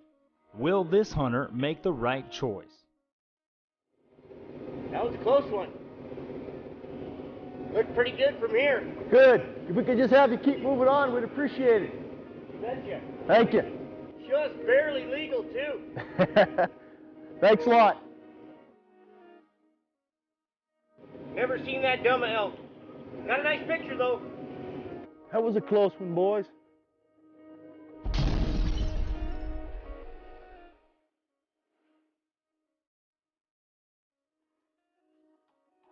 Moments later. It's him coming back. He's gonna go warn people. Fearing this vehicle is going to head back up the road to warn other hunters, Captain Dara pulls him over for a quick chat. Where are you headed? I'm heading back to camp. You got a camp back here? Yep. You do me a huge favor and not warn anybody on your way up? I won't. Because we're trying to stop poaching. Yep. 200 miles to the east in Region 5, Warden Paul Lukey has set up a deer decoy. Assisting on this operation will be Warden Courtney Tyree. So the idea is you want to be able to see the decoy from where you're hiding, but not have them be able to see the truck. And we're going to put it over there on the other side of the road, hide the truck back here. And the idea is to catch these road hunters, which are pretty serious resource abusers. Have you with the radio up there. We won't see the vehicles coming. I mean, they'll be right on us before we can see them coming, but you'll see them coming from a long ways, I think, from up there. Okay.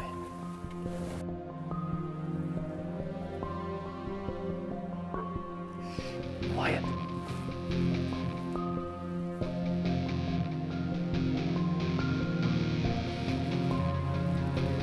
Can you see him? Okay. I can't see anything.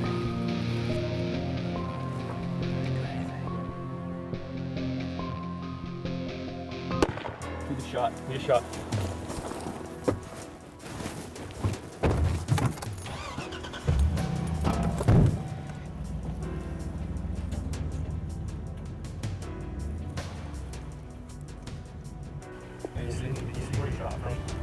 He shot from roadside of the fence. From the roadside. Yeah.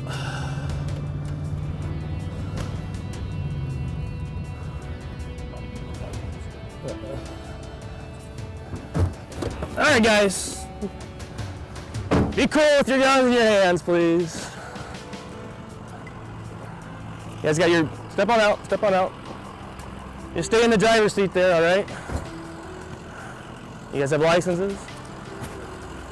Who shot? That was you. All right. Where are you guys from? Columbus. Okay. How old are you?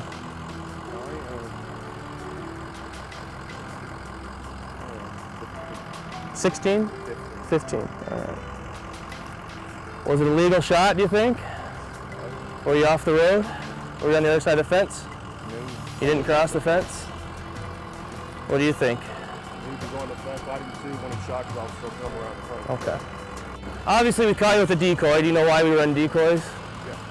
Why? Why do you guys think we run decoys? Poaching and catching it. Yep. Yeah, there's nothing wrong with you guys hunting on this spot, but we get a lot of road hunting in Stillwater County, right? And I like the fact you made an effort. You didn't shoot from the vehicle, but do you think there's a problem with where you shot right there, from what you know from hunter safety? Yeah. You would say there's a problem? You're on the shoulder, you weren't off the roadway? Where can you shoot? And this is I'm just trying to gauge what your knowledge of where you can shoot at a game animal in Montana. In the regs it says off the roadway, you can't shoot off the shoulder, you can't shoot across, right? And I would definitely say you're on the shoulder, so legally the only way you could have got that is if you would have either crossed the fence right there or gone up that way and made a stalk on the critter, right? All right, here's the deal. I know you got to do a little bit better than that, right? We understand, so we're not going to be real hard on him. We're not going to be hard on you guys either. I mean, if you put him up to jumping out there and shooting at it, we could certainly cite you, but I think you're old enough to know, you've been to hunter safety, you can read, right? So you're able to read regulations. Yeah. And it says specifically, you got to be on the, you can't shoot off the shoulder, on the outside of the burrow pit or berm. I don't want you to get it in your head that it's not a big deal, because it is. It's illegal. That's what we're trying to stop around here. The deer got to have a chance. But as far as the monetary penalty and hunting violations and stuff goes, it might not be as bad as you think, but that's left up to the judge, because you're 15, so you'll have to go talk to the judge with one of your parents or your guardian or whoever sometime within the next couple weeks, okay? You're watching Wardens only on Outdoor Channel.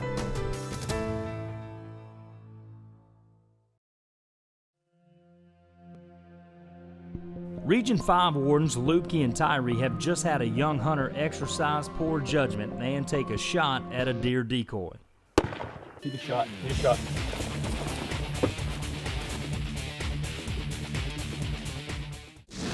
They issue a citation for the infraction, but a judge will determine the final outcome of the case. All right. Well, I expect you to clean it up after this, all right? Although you're hunting with these guys and they're adults, you're the one who pulls the trigger. You know what I mean?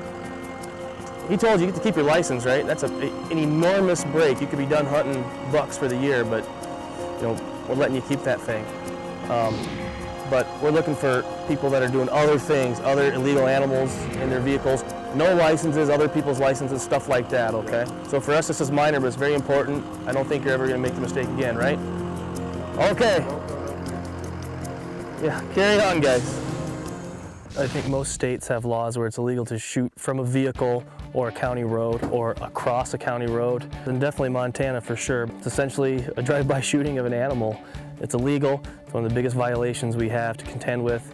It's unethical. There's some fair chase violations there. It's just not fair to the animal. Anybody could drive up and down these roads and shoot these animals right out of the vehicles. One of Warden Lupke's passions is working with his dog Axel. The dog has been trained to help find evidence, which Warden Lupke often uses to build stronger cases. We're gonna run the dog here, run Axel along this ditch and see if he can find a shell casing. I know for a fact there's one out there. Down. Wait. Heel. Search! I'm gonna be somewhere over here so I can kind of guide his search a little bit. Go find it. Find the brass.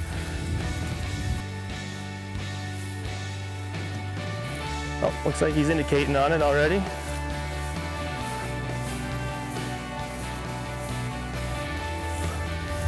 What do you have? See that right between his paws right there? Good boy! And he gets his ball. Oh, there you go. That's who you're shooting, a 248, so definitely a happy dog handler when your dog does what he's supposed to do. Good boy! Good boy! Yeah, you're a brass finder. 200 miles to the west in Region 2, Warden Terry Althouse and Captain Jeff Dara have set up an elk decoy. time ever hunting, and I didn't know if this size Oh, was legal. if it was legal or not. So that's why I just asked Oh, him. okay. So is he coming down here? Yeah, he said I'll come down and have a look for you. Oh, okay. Well, let's just go down around the corner and we'll stop, and then if he stops and gets out and does the same thing you did, then he'll pass the test, and if he jumps out and shoots it, then he'll flunk the test. Yeah, the regulations here is it's got to be a brow tine bull, and what that means, it has to have a point on the lower half of the rack that's at least 4 inches. Yeah, see, that's what I asked him. He said, does it have a brow tine? And I said, I can't see, it's behind a spruce. Yeah. He said, okay, wait there, I'll come and tell you. Yeah, it looks like he's studying it.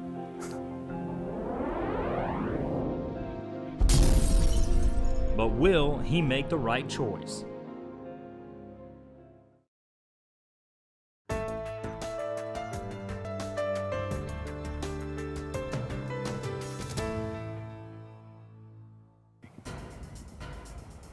The use of two-way communication for hunting purposes is illegal in Montana. Captain Jeff Dara has jumped in a truck with a hunter who has called his buddies down to take a look at an elk, which is actually a simulated wildlife decoy. I think we're about done. They either shoot it real quick or they don't, you know. I'll let you go. Okay, guys, carry on. All right, thanks. Hey, fellas. That one would be tough to eat, so. No, and it's a decoy. Is it a decoy? Yeah, it's not even real. So. Oh, really? Yeah, so if I could have you guys move on, we talked to your partner down there. Oh, okay. And he called you, right? Yeah. To ask what was legal and what was not? All right, so he was calling you to see if he could shoot it, so, okay. All right, well. You want to see what they turn it? No, we just need to have you not tell anybody what's going on down here. We're looking for poachers. And he's not one, he did it right, so.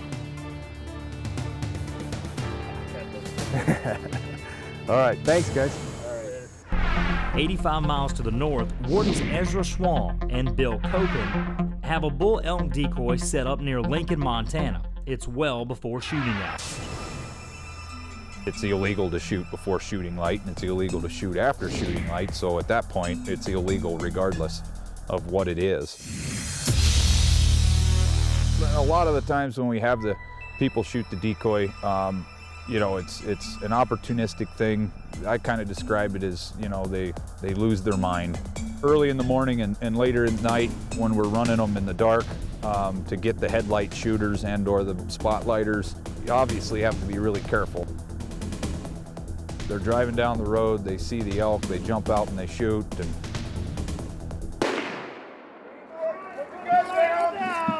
Put the gun down! after the illegal activity takes place, we turn lights on, obviously, because secure the scene, take, you know, the gun is the primary concern at this point. That's all right, we'll just keep it, it's empty, so it's all clear, everything's safe. You know what you did wrong? Yeah, I shot at an elk. Okay, Decoy. 7:03 in the morning, you're before shooting hours. What else? On the road. Shot from the road. Yeah. Okay. I've never done that. When we have a guy that, or you know, a guy or gal that shoots the decoy, they kind of hang their head when we jump out of the bushes because they're like, oh boy, I shouldn't have done that. Any other weapons in the vehicle, sir? No. Okay, no pistols? No. Okay. We want to know where the gun's pointing. We want it out of their hands. We want to get control over the gun, any gun. A lot of times these guys aren't alone. They got passengers in the vehicle that have guns, so we want to make sure all the guns are secured. Okay. Maybe a driver's license.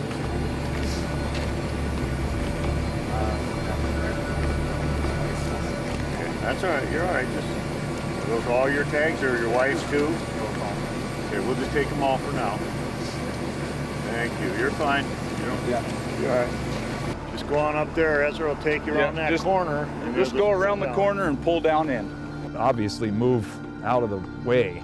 You know, in low light conditions, we could have, you know, other people coming around, car wreck, you know, somebody not even paying attention to what we're doing and shoot the decoy again. So we try to get it all secured, get them away from it, you know, go about our business at that point. Tell you what, like I said, like Bill said to you, you shot from the road and you shot early, okay? Shooting light's not till 7:08 this morning. Okay. Tell you what we're gonna do. We're gonna cut you some slack, okay? I'm just gonna warn you for the shooting early, all right?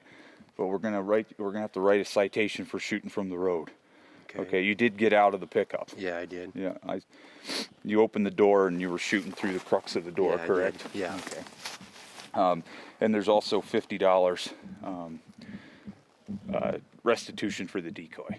Okay. As part of that. Okay. Okay. So if you want to just hang out, we'll get this sorted out, and I'll be right with you. Okay. Okay. And in this case, this morning, same exact thing. Door swung open, stepped out, put the gun up between the open door and the windshield, and shot. You're watching Wardens only on Outdoor Channel.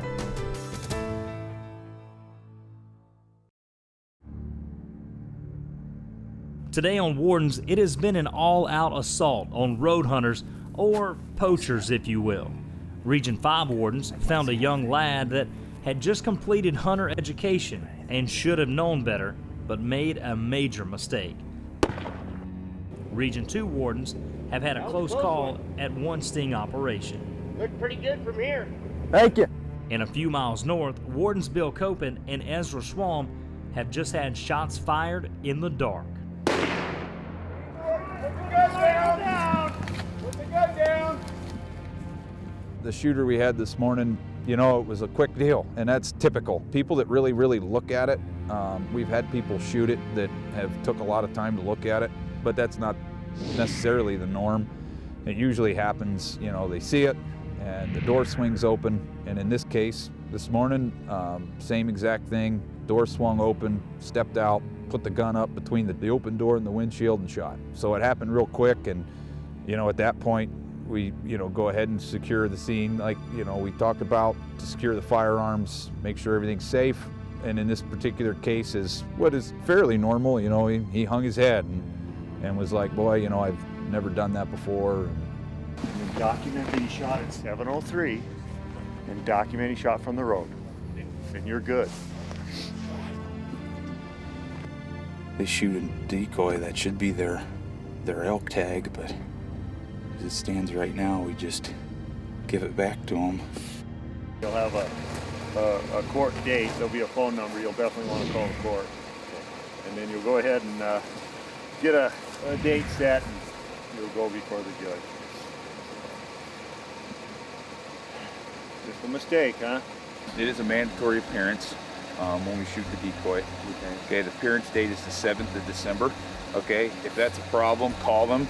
Sometimes they work with you, okay, and try to help that out. You will lose your hunting privileges for probably a year and a half, 2 years. I don't know, that's the judge does it, okay? Other than that, do you have any questions for me? It's the violations 87.3.109, attempt to take simulated wildlife decoy, and 2 wit is shot from road and technically closed season before shooting. Okay. I just have to put what happened. Yeah. Okay. Well, it's not your guys' fault, so I like to refer to it as they let the moment control them. They didn't control the moment. And that's what I tell people is if you control the moment, you won't let that moment overtake you and do something that you normally wouldn't do. We don't put these decoys up to just the I gotcha kind of thing. We put them up where we're having problems with that type of activity, and we put them up, to control that. It's an awfully good deterrent. The word spreads like wildfire. When you pop a decoy up, everybody that knows about it is going to tell their friends, and their friends are going to tell their friends. And it's a good deterrent, that maybe I shouldn't see an animal and immediately go to trying to shoot it. Think about what I'm doing. And it helps with that. Throughout the course of the day, if you run a decoy long enough, people will start coming onto it and they'll take a good look at it and they know it's a decoy. We've been doing this long enough that, the word is out there that it's a decoy, and they'll yell at it or yell at us or try to find us. And there was some of that. Some jokers came by and were We'll ask, I think, if we could make the decoy break dance, which we can't, but if we could, that would be great. That's kind of cool. Whoa. Cut. Well, we were up there watching the decoy, and there was a bend in the road, and around the bend we heard a real close shot. So I took off, got into my pickup, and drove out of there and drove down the road around the bend. And there was the yellow vehicle, SUV-like vehicle, was parked off to the side, and a guy was walking around in the woods. So I pulled up in my truck, pulled over, got out and walked around, and could see, you know, foot tracks, could see where he was standing, could see that he shot from the road there at a different animal. So basically got back in my truck. The individual never saw me or my truck, turned around and came back, parked my truck in the hide spot, and got out and came back down and told Warden Copen that, you know, he was heading this direction and he was likely gonna possibly shoot at the decoy. When we return, we're going to take you back a few years to 2008 and revisit the biggest bust of Warden Ezra Schwalm's career.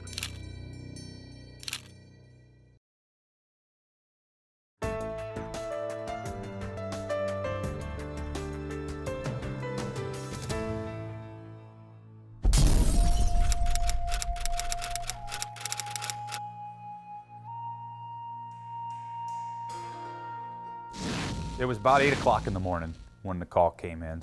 And the report was just drag marks coming down a road, Forest Service access road, and blood in the drag marks in the snow.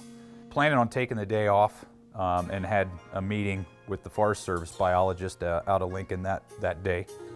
Put my uniform on, looked at my wife. And he said, before he left, I'll see you for lunch. Which was a real big mistake. Never did that before. And certainly won't ever do it again. I knew better. So I just kind of set about doing my own thing. We had just moved here at the time, so I was busy unpacking boxes and setting up the house. And so I drove down, met with the informant, and actually had him come in the truck with me, which I typically don't do, but being brand new, only 2 weeks in that district, I really didn't know the country at all yet. And went and collected some evidence and was getting back in the truck, driving him back to his house, and basically told him, you know, typical spiel, well, you know, it's 2 days old or older, you know, no suspects, no license plates, you know, just some blood in the snow that I took samples of. Probably not going to be a lot I can do. And he just happened to mention, well, there's some younger guys staying in a cabin up here. And I was like, well, let's go talk to them. So drove up that road, started heading up the road to the cabin, and he has an easement to go up and access property up by there. And we drove up the little spur road to the cabin, and as we were coming up the hill, there was a pickup truck parked.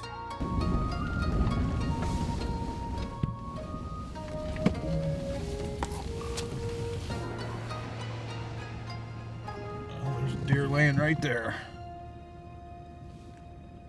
The way the grade of the terrain was, as I came up, I could look straight under the pickup truck and saw a mule deer buck laying there, full carcass buck. And all the blinds were pulled on the cabin, and I, you know, drive up and see that, and I'm like, well, there we go. So at that point, I was actually putting it in reverse to back up and leave to go get a search warrant and handle it that way. And at that time, an individual walked around the corner of the cabin, saw me, and there was a blue tarp laying by it, which I could not see at the time behind the truck. And I did see him grab blue tarp and throw it over the deer. Gotta talk to him now, I guess. Hey! Why don't you come on over here?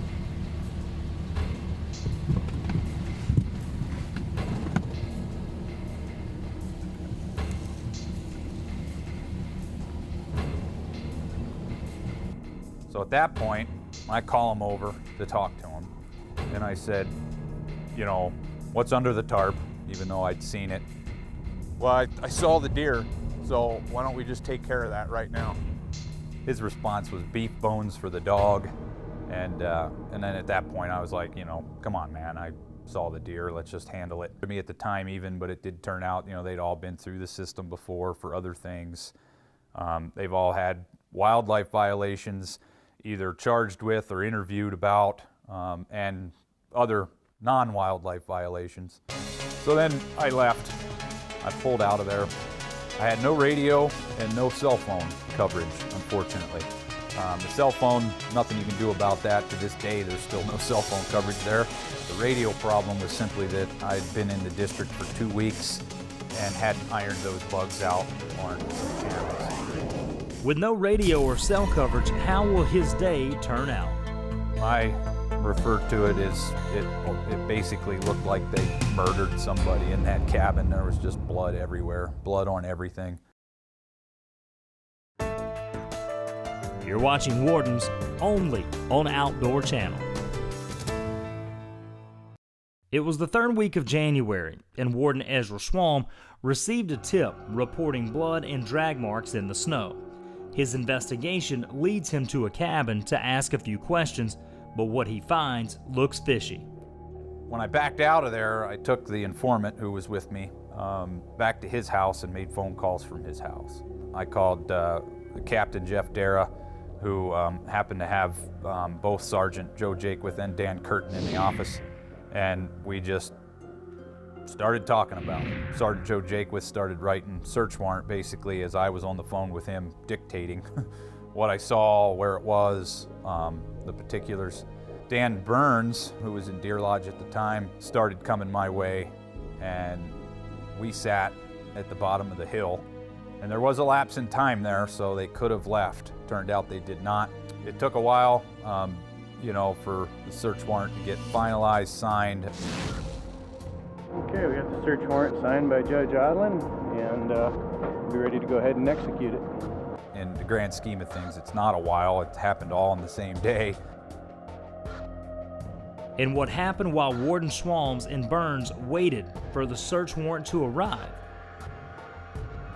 They had borrowed snowmobiles, if you will, snowmobiles from a neighboring cabin.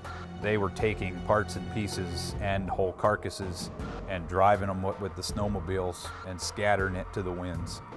About 11:30, I figured, well, he should be home any minute. Started to fix lunch, no Ezra. Noon comes and goes, no Ezra. He had an appointment to meet with the wildlife biologist in town at 1 o'clock, and about 1:15, 1:20, Pat calls and asks, you know, where's Ezra? I hadn't seen him. I hadn't heard anything, and I just assumed that he left, you know, straight from whatever he was doing, just decided to skip lunch and head to meet with Pat. And when Pat called and said he didn't show up, I started to panic. Once the warrant got to us, we went back up to the cabin and pulled him out of the cabin at that point. Game warden, why don't you come over here for a sec? Showed him the search warrant and then proceeded with the search warrant. The original deer that started all this, it was clearly gone, and there was no other wildlife parts, pieces, or anything at that point, other than what was in the cabin, antlers hanging up.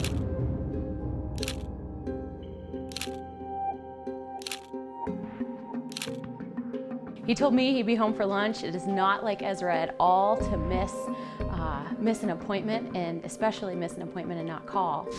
We did the search warrant, and I refer to it as it basically looked like they murdered somebody in that cabin. There was just blood everywhere, blood on everything.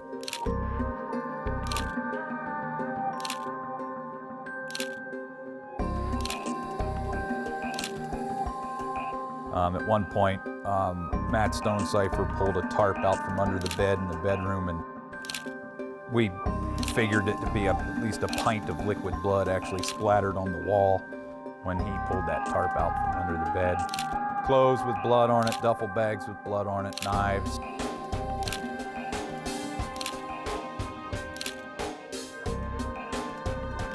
We tagged all the evidence, took a lot of stuff. None of the four individuals would interview. None of them would talk to us. So at that point, it was all evidence. Ended up sending 51 pieces of just DNA forensic type evidence to the lab. We had all the blood evidence, all the forensic type evidence, but we had no animals at this point because they had taken them and hauled them off. And still at this point, you know, to me, I'm looking at one deer.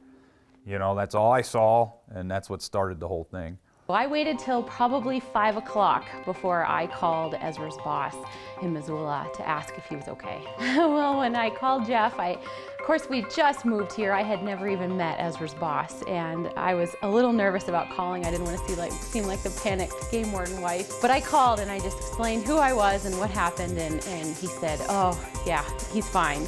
He's just on a case, which, huge relief. I got the call about 8 o'clock in the morning, and I think I got home at 1 o'clock the next morning. The next day, Dan Burns and I took snowmobiles and went all around the back of that cabin, which was actually at that time was the Nature Conservancy ground. And that day we found a moose carcass, processed moose carcass. And with a knife, it's sticking up out of the snow, which did have a bloody fingerprint on it. And we also found a toe strap, and that was laying there, and a Gatorade, empty Gatorade bottle. So we collected all that, brought that out. The next day, Dan Burns, myself, Sergeant Dan Curtin, and Captain Jeff Dara, the 4 of us went back and did that again. And that day, I believe we found 3 or 4 dump sites and hauled all that out. And it was a hodgepodge of stuff. Every dump site, you know, would have had, you know, there's a moose quarter, a deer leg, a deer quarter, and a piece of an elk. You know, all of them were that way. There was not. So we took all that out, and then ultimately we took samples of all that to match to the samples we had from the cabin, and sent it all into the lab, and eventually that all came back. And then we had just a web of, you know, this matches this matches this, and it tied, basically definitively tied 4 deer, an elk, and 1 moose back to that cabin. When we return, it's back to Schwalm's decoy sting to see how things end up for the yellow truck. Wardens is brought to you in part by Mahindra, the world's #1 selling tractor. The decoy we had set up at the time was a spike elk, which was illegal for the area. It was a brow tine bull only area, or cow, actually, in that area as well. Warden Schwalm investigated a gunshot down the road from the decoy location, knowing this too was a potential shooter on their simulated wildlife decoy. So he came up, and he actually drove by the decoy and turned around and came back, and he sat there for a while. Normally we wouldn't let somebody sit there that long. Not a lot of traffic coming that day. We didn't hear any other traffic coming. So we decided just to see what happens. And he was sitting there in his pickup with the door open with the rifle on his lap. And we just thought, what's gonna take place here? So we left it go for a little while. Warden Copen walked down there, actually, walked right up to the passenger window and looked in. And I guess that's when we realized for sure he had the gun on his lap. Warden Copen turned around and indicated to me that the gun was sitting on his lap, and he was paging through regulations at one point. And so actually, Copen came back up and got back into our little hiding spot, and went down there, a couple different times. And the last time, he actually went to the front of the vehicle, at the hood on the driver's side, and stood there for a while, and the guy never even knew he was there. And finally he said, "Hey, good job not shooting the decoy." The guy was all surprised, and I think Copen had to tell him 2 or 3 times it was a decoy before before it dawned on him that it wasn't a real elk. And it turned out that he was sitting there waiting for more elk to come out. He had realized it was a spike, and good for him, he wasn't going to shoot the spike, it was illegal, but was waiting for more elk to come out. But at that point, then we had to address the shooting from the road. It turned out to be a deer around the bend. So you shot from the road. Off the edge of the road. But that's better than shooting from the, are you so allowed to shoot we have from the talked road to him in about Minnesota? that, and he ended up admitting that he did shoot from the road down there from at a deer. You know, because he was pretty straightforward with us, because he did the right thing with the decoy, we gave him a written warning for shooting at the deer. Now for the conclusion of Warden Schwalm's case file. Our investigator sat down and just made a web, I guess, for each one, and then a total one. I guess the best way to put it is like a matrix of each piece of evidence tying back to the cabin, and and just arrowed them back to the cabin. And then, with that, it was enough to go get arrest warrants for all 4 individuals, since none of them would talk to us at that time. So we got $50,000 arrest warrants for all 4 of them, 4 individuals. One was still in Kalispell, so we went and got him at his house. We had information that one of them was flying into Kalispell from Texas, so we picked him up at the airport when he flew in, and 2 of them had gone to Alaska. And the Powell County Sheriff flew to Alaska and picked up those 2 and brought them back. The day we did the arrest warrants, obviously the 2 in Alaska were going to be picked up. We picked the 2 up in Kalispell, and they actually both interviewed at that time. And their stories were very accurate, meaning matching each other. Very little, if any, discrepancy between the 2 stories. That told us that we found all the dump sites but one. The Gatorade bottle is an interesting deal because we did it subsequently then got search warrants to collect human DNA samples from all 4 of them. And we had that tested. And the Gatorade bottle actually definitively came back to 2 of those individuals. All of them spent, a handful of days at least, if not a week or more in jail before they got bonded out. Both that we picked up in Kalispell eventually bonded out, as well as the 2 that were brought back from Alaska eventually bonded out. Then the case was put together, and eventually they plea bargained a deal, and never did go to trial. We got quite a bit of money in fines and restitution. Each one of them, all 4 of them lost their privileges for 14 and a half years. It was felony activity, but the felonies got dropped to misdemeanors in the plea deal. The big thing that I think about is, I caught these guys, and you always, you ask this type of thing when you do get to talk to people. Is this, something you do all the time? And, I've never had anybody tell me, yep, I do it all the time. They always say no. But, that they've been doing this for a long time. For me, that was my biggest case that I've ever had up to this point, close to 7 years of doing this. I hope it's not the biggest one I ever make, but to this point it is. This week on Wardens, strange things are happening in Region 4. This is not normal. You stand right here, I'm gonna run you, okay? It's just the kind of guy that you just wonder. But his tracks go right in there. In Region 7, we find that road hunters are out in full force. If I was a betting man, though, I would bet that this shell was fired from your shotgun. While bloody hands reveal more than hunters are willing to admit. Where's the blood from? It all happens right now. You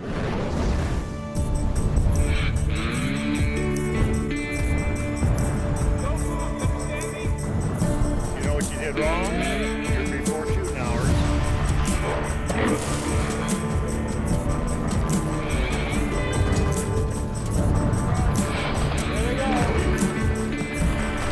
You want to go to jail, Jay?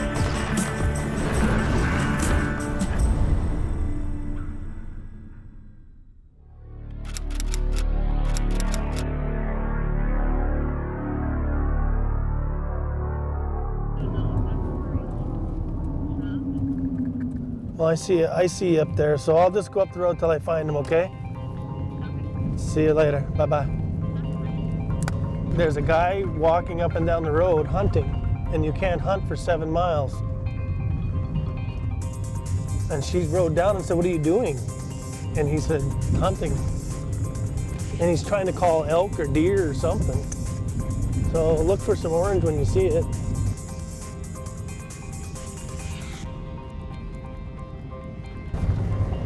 What the is this? This is not normal. Hello? What are you hunting? Oh, I'm just calling elk. Come over here so you don't get run over. You call an elk, huh? Do you have any guns on you besides the bow, or? No, just the bow. That's all. I only got practice. All right. Do you have a hunting license? No, I don't. So what are you hunting? Just calling elk. What are you fishing for? Trout. Okay. I got a fishing license for that. Okay, we'll see it real quick. Where are you from? I'm coming out of Great Falls. You got some property up here, you said? Yeah. Okay. Under my mom and dad. Are you cold? I got my jacket. Well, you need to put it on, boy. It's cold out here. Whoop-da. You're walking all the way from Great Falls? Yeah, I just got here. Wow. Did somebody drop you off? Yeah. Who? Some guy that was coming out of Great Falls going to Helena. Gotcha. All right. Are your arrows here, you have broadheads on them or not? No, I only got practice tips. Okay. Or my jacket. Okay. So are you hunting or not? No, I'm just calling to see what's out here. All right. Have you been in any trouble? No. Okay, you're on probation or anything like that? No. Okay. You're not? When's the last time you were in trouble with anybody? It was back in Missoula. For what? Misdemeanor, open container. That was it? Yeah. Are you drunk or on anything right now? Okay. You're not on any medication or anything? I am dehydrated. Yeah, that's a long walk. You stand right here, I'm gonna run you, okay? Control FG 410. Go ahead. Do me a favor and run Brian. It's a replacement. He's gonna have a warrant. How much? What is he doing here? 600 miles to the east in Region 7, Warden Steve Marks is patrolling the outskirts of Glendive.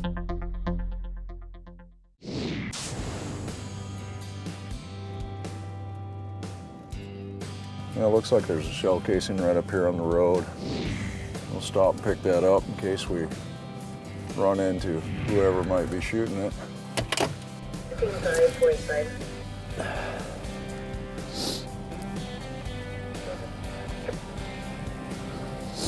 It's a Kent cartridge 12-gauge shell. I can't say I've seen many of those. Looks like those guys have stopped down there. Down there and see if they're hunting. They're stopped on the road right now.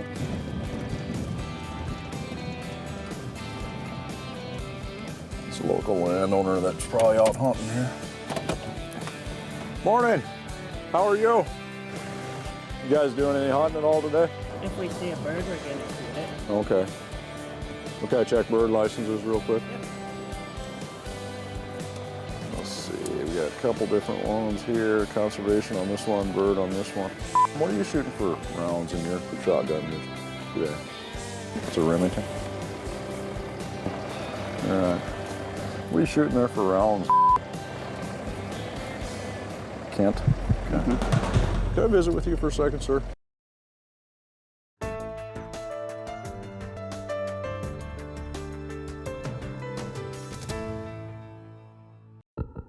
In Region 4, Warden Brian Goley has a strange situation on his hands with a self-proclaimed elk caller. You stand right here, I'm gonna run you, okay? FG 410, he's valid 2 prior insurance, 211. I copy. Are you going up to cabin? Yeah. Who's he? He's my dad. He passed away May 17th. This year? Yeah. I met him last year. Yeah. I'm going up to drop this gear off, and he's a friend of mine named Tim. Tim's up there now? I don't know if he's there, but he's a cabin. Okay, I'm just gonna look at one of your arrows, okay? And then I'm gonna give you your stuff back, all right? I just wanna make sure there's no broadheads. All right. Have you shot at anything this year? No. Okay, what's in the pack? Just your warm clothes? Yeah, 3 bags. What's that right there? Oh, it's tobacco. Okay. Are you gonna make it up the road okay? I think so. All right. I just need some water if you got some. Still wary of the elk caller's intentions, but at the same time, concerned for his safety. Warden Brian Goley gives him some water for the remainder of his walk. I'm just dropping this off. What do you mean you're just dropping it off? I'm going to leave it there so I go to the spring. There's a gunshot up the road. Okay, I'm going to check on you in a little bit. How quick are you? No, you just keep walking. Be careful.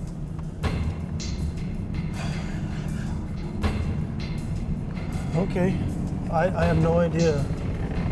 what that guy's doing. I know where his cabin is, but there's just something going on there that just isn't right.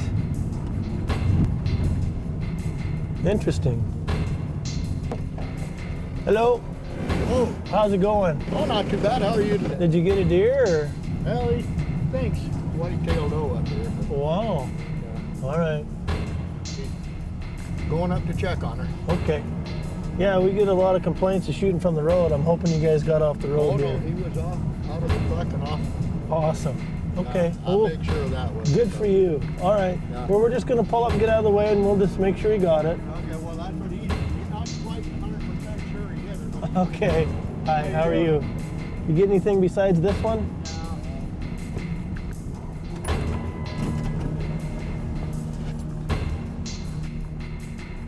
Well, you guys get the skids in a hurry. Holy cow. Interesting. I don't see any brass anywhere. He's probably still got it in his gun. Where are you at? Do you know? Which property you're on? This is the state piece here, isn't it? I don't know. It looks like Sagebrush Consultants, LLC. State? No, see, here's the state land. See that little triangle? Here. See the triangle? Mm-hmm. That's us coming up the road. This is state land. So, like that, that's all state land. Mm-hmm. This, where you're sitting, is not state land. If he got her, then we got a problem. Meanwhile, 600 miles to the east in Region 7, Warden Marks visits with a hunter shooting the same unusual shells he found in the roadway earlier. The reason I asked you into the vehicle today is because I believe that you might have shot at a game bird from the roadway. Okay? Has that happened on this trip? No, not that I can recall. Okay, how about back up here on this hill? Did you shoot at a bird back this direction? I don't know. So I guess the reason I'm asking is, look what I just picked up off the road. Because this is the same shell you're shooting, right? Right. That same Kent fast load. Mm-hmm. Okay. And the other guys are shooting different stuff, right? Correct. Okay. If I was a betting man, though, I would bet that this shell was fired from your shotgun. Honestly, I mean, we open a gate because most of the birds that we see, if they are close to the road, get up and fly away. So then we go open the gate and we go out and we drive around until we find them. Your statement to me is going to be that you haven't shot off the road this entire hunting trip with your shotgun. Is that the statement that you want to make to me? I'm trying to rerun all this stuff. I mean, I have gone to the fence and shot that way. So you got out of the truck and walked into the ditch and shot next to the fence. Right. And that is part of the roadway as well. Okay, then I'm guilty of that. What I'm going to have you do is sit tight here for just a minute. I'm going to talk for a second. Mm-hmm. Okay? And I'll be right back, okay?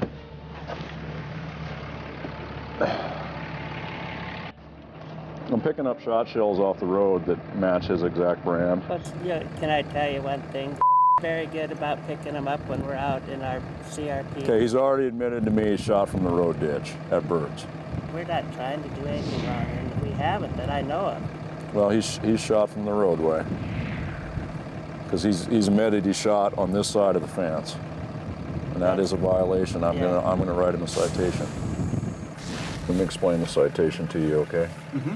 This is your information here, citing from Montana Code 876403, which says it's unlawful to take game birds from the roadway.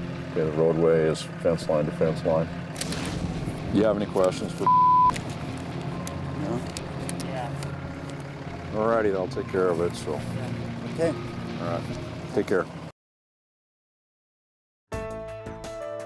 You're watching Wardens only on Outdoor Channel.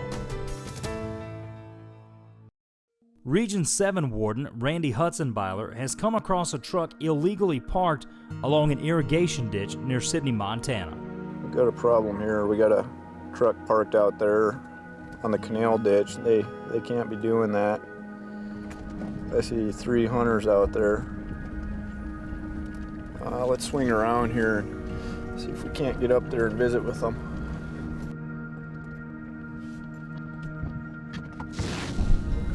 How we doing? Pretty good, how are you? Good. You guys having any luck at all? Way too windy. Oh, way too windy, huh? You guys just get out here, or? We're just loading back up, actually. Oh, okay. You pushing this area through here? Yeah, we just went down there and called it quits. Oh, okay. You guys didn't get anything, huh? Oh, sure. I got a little problem, guys. We can't have you driving out here. Okay. That was established. Yeah, that's fine. There's a sign up there, but somebody knocked that post over, so the sign's broken down. Stop signs. Yeah. So, you guys got your licenses on you? Just get your licenses out, and I'll take a peek at those. Yeah, you don't have an upland bird license.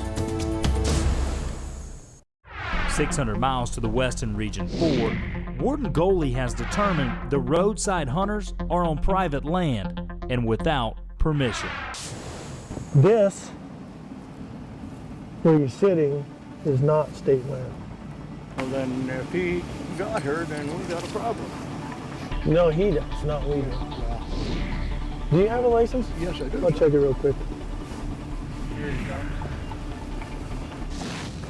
Any luck? I don't think, well, I got shot right under. You see any blood or anything? Do you have your license? I do. Okay. You hunted up here much before? A couple times. And do you know whose place you're hunting on? As far as I was aware, it was just state land right here. Nope. No, it's Sagebrush LLC, whoever that is. Oh, okay. Do you have your any tags? Yep, I got all my things here. So you're coming down the road on the red pickup, and you hit the skids. In fact, you spun backwards. I've got a pretty pointed question for you because I was just right there. When you shot, where were you? Down on the side of the road. I was really concerned when I got here that you shot right from the truck, and I'm hoping that you didn't. No. So you got out? I got out of the How far from the truck do you think you were? I don't know, 5 or 7 feet. All right. Why don't you head back and put your gun there, and I'll be right there. And what's your name, sir? You guys are relatives? Yeah, he's my son. Gotcha. So my question for you is, I just talked to your boy, and I want to make sure that everything's okay. First, you don't have permission. The second thing I was concerned about is shooting from the road and the vehicle. Right. He wasn't in the vehicle. He stepped out of the vehicle and off the side of the road. How far off? Probably about 5-6 feet. Where he shot from was right about here. Okay. Yeah, this is still the roadway, you guys. You know that, right? Well, yeah, it's off, yeah. Is this where you were standing when you shot, sir? Yeah, I think right about in here, yeah. Where were you standing exactly? I don't know exactly where I was standing. You were I think shooting? I was about 5 to 7 feet from the pickup. And the pickup was back there? No. Look, see, I had the pickup. Right in this area. Okay. Okay. Why don't you come back to my truck with me, okay? Well, here's what's going to happen. I'm going to charge you a violation for shooting from the public roadway. You were given a verbal warning for hunting without landowner permission. Okay? I need to go give your license to your dad, and you were free to leave. Okay. Sorry that happened today. You know what? I'm wrong. Well, you know what? I don't always get to deal with honest people. And that's why I think you need a break on the trespassing. Yeah, if you get in a hurry, that's what happens. And I think that's just what, you just need to slow down. There's no deer worth that. And there's lots of good places to hunt. There really is. A lot of block management, especially for whitetail. Sure. All right, man. Hey, thanks for being honest. Okay.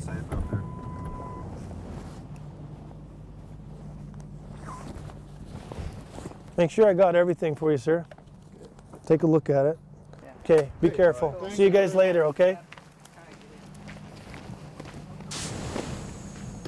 Before calling it a night, Warden Goley checks for evidence that the elk caller, who was walking up the road earlier, did indeed make it to the cabin he claimed was his destination. That just is the kind of guy that you just wonder.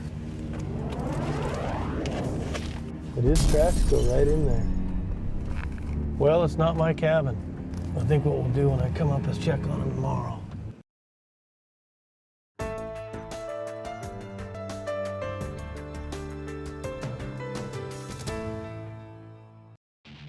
Warden Brian Goley is returning to a cabin proclaimed family property of an individual he had come in contact with the previous day. Not only is he concerned that the man might be planning to hunt illegally, but the strange situation makes him wonder if the man is a danger to others. See footprints on the stairs? No. There's nothing there. I don't see any smoke coming out, nothing. This is really different. Could be one of these campers, I guess. I don't know, man. I'm gonna see if I can get up the road here a little ways and get a different angle on this place. Just see what's going on.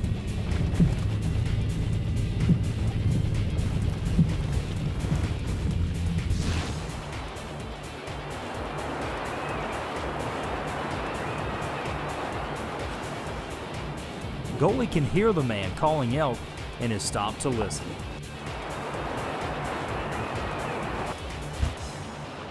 Now I can hear it up there, like he's walking. I gotta see him, okay? This is the weirdest thing ever. Tell me I've never seen anything like this in my life. How do you explain this? He's just walking along with his call. I think I know where to head him off, but the thing is, he's gonna see me. He's so stupid, it's crazy. This guy's freaking me out. He's just walking in the woods calling an elk call. Do you think I should call him with my elk call? You're probably gonna get shot.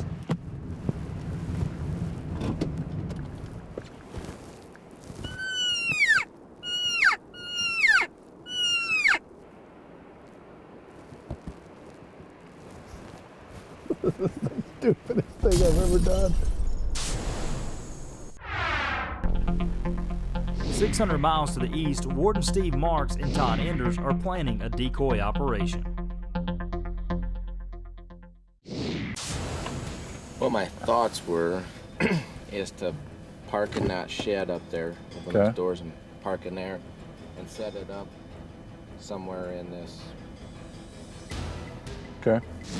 So here's how it goes down. A mule deer buck will be placed off a county road, and their primary concern will be focused on hunters taking advantage of an easy kill and shooting from a road, along with possible trespassing, as this is private land. The vast prairies of eastern Montana offer very few places to hide, and that presents a challenge for our wardens. With permission, a rancher's shed provides the cover to hide the trucks.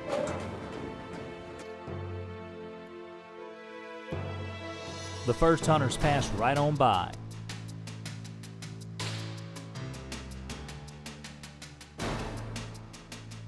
But the second one stops for a closer look.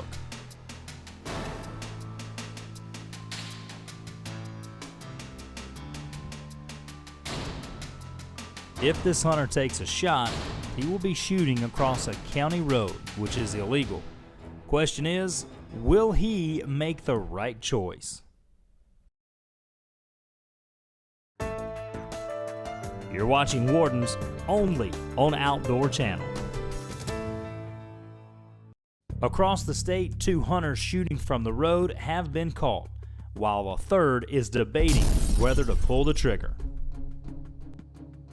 In Region 7, Warden Hudson Byler has chanced upon a man hunting without a license. Yeah, you don't have an upland bird license. And the bizarre situation with the elusive elk caller keeps Warden Brian Goley in pursuit. After a nearby gunshot forced Warden Goley to leave the elk caller on the road yesterday. Now he has returned this morning to find him and ensure he is neither illegally hunting nor posing a threat to the neighborhood. This wind might blow him right back to his cabin. It might be good we just go down there and sit.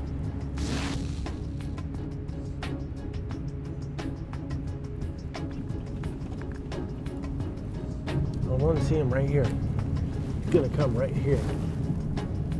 I think I'm a little bit ahead of him, but I don't know. Maybe not. There he is.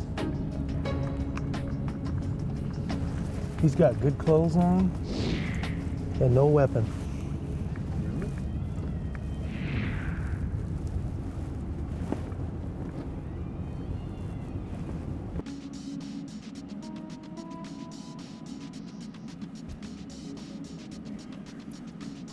Hey Brian, it's Game Warden. Why don't you come over here for a sec? I want to make sure you're okay. Well, I was making sure you're all right, man. Yeah, I'm doing fine. All right, we were worried about you. Yeah, I'm doing all right. You just going up there calling elk or what? Yeah, I'm trying to figure out what type of answers I got to use for. Right. You know, like I said, I'm a beginner, so I'm wanting to learn it, huh? Trying to learn how to get it done. Yeah. Is your brother Kevin? Yeah. And it's okay for you to be up here? For a minute or two, yeah. I'm gonna head to Helen here. All right. You just travel all across the country? Yeah. You staying in the cabin or the camper? Camper here, yeah. You got food and everything? Yeah. All right. You got any guns in there or anything like that? All right, because you can't be hunting without a license. I know that. All right. You just call in just to see if I can't get something to call back. I'm trying to learn the lingo. Elk language? Yeah. All right. All right, you be careful. All right. See you later.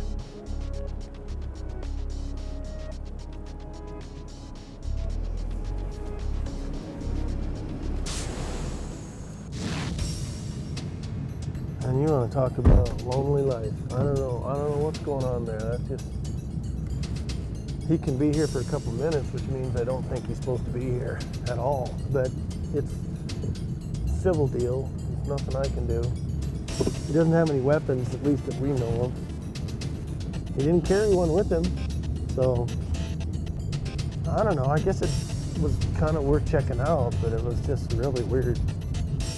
You know, he talks good. You see how kind of buoyant he was coming across the bridge, and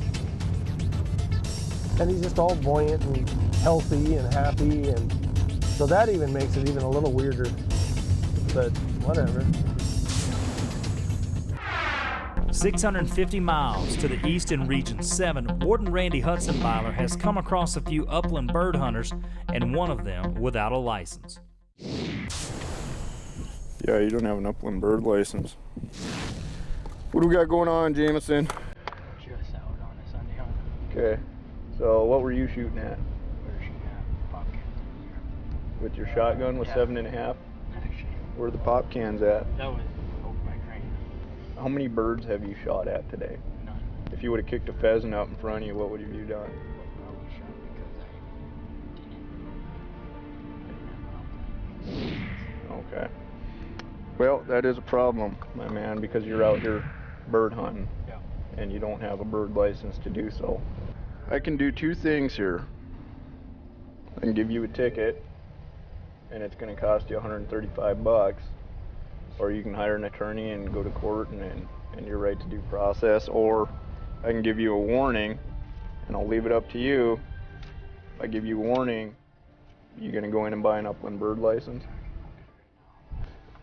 Right. I'm trusting you. I'll just give you guys the skinny, the same thing I told Jameson. I mean, how old are you now, Garth? You're 20? How old are you? 20 next month. Okay. Jameson's going to be 18 in 3 days. You guys are to the age now where I don't think it's an excuse to not have all your licenses in order or to be out breaking these fish and game laws. Okay? We're all going to make mistakes, though. That's human. I mean, so you guys screw up or something, man. I'm here to work with you. Just be straight up with me. I mean, Jameson was straight up. I cut him a warning on it. He's going to go buy it. $3 his license costs him, or it's a $135 ticket. I know you guys want to be out having fun, but do it smart, okay? That's all I got. All right. Thanks, guys. Thank you. Up ahead, Warden Goalie lays it all on the line. Here's the deal. Okay. Down the road down here, somebody shot a deer. Okay. Right where you were parked. Okay? That is not from Bob Ware. Okay. And I'm going to tell you something right now. You lie to me, you're going to have a problem.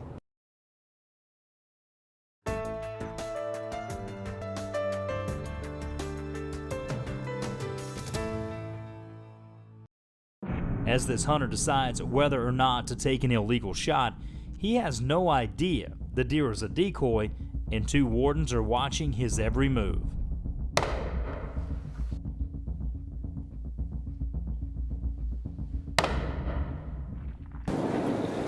Put down the rifle! Fishing game! Put down the gun! Step away from it, please. We're fishing game wardens. You're shooting across county road. Have you guys set up a trap? It is a decoy, yeah. But no wonder I couldn't believe he was missing. But you guys, you can't shoot across a public road. You have your license on you, sir? You guys have permission? Yeah. Okay. You have that with you?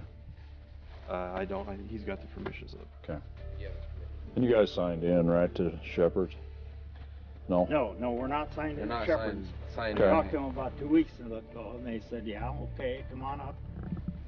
Okay. We drove up to their house, and we always go in and sign the book inside. Okay. But we came back to park here, call them again. Before I walk into anybody's house, even though 2 weeks ago they said it was okay. Okay. I'm going to check with them again. Okay. We're out here on your property. Is it okay to go in and sign in? Okay, and so that's what we were up to. Okay. And we were headed back down this road. I got mixed up. I thought that this was still part of the entrance road, and that's Laird's where we were down there before. And he said, no, we're on Shepherd's property. Yeah, this is Shepherd's here, so. Yeah, I would be screwed up. I actually thought everything on that side of the road was Basically what we had happen is had some hunters show up. They have permission on the neighboring ranch. They're trying to find this landowner to see if they can get permission here. And when they come back down, they saw the mule deer buck that we simulating across the road and took a poke at it across the county road a couple times, and that's unlawful. You cannot shoot across the public roadway, so. I'm gonna go ahead and just kind of explain this to you. Cited you under Montana Code 876403, which is unlawfully hunting from a public highway. To wit, you shot our decoy from across the road here. He did hit it. Yep. So, just once? Once, yeah. I was still hoping he would. Only once that I could find. I'm sorry for the trouble, fellas. It's all right. You know, like I said, mistakes are made, and you know Yeah, we screwed up. Everybody makes them, and it's just how you deal with them. Okay. All right, guys. Thank you. Take care. Thanks. Back in Region 4 near Wolf Creek, Montana, Warden Goley has spotted some highly suspicious behavior. He had witnessed this vehicle quickly pulling out of the ditch on private property closed to public hunting. He could see that an animal had been dragged across the field to the fence. The landowner was called just to verify if anyone had permission before he initiates a stop.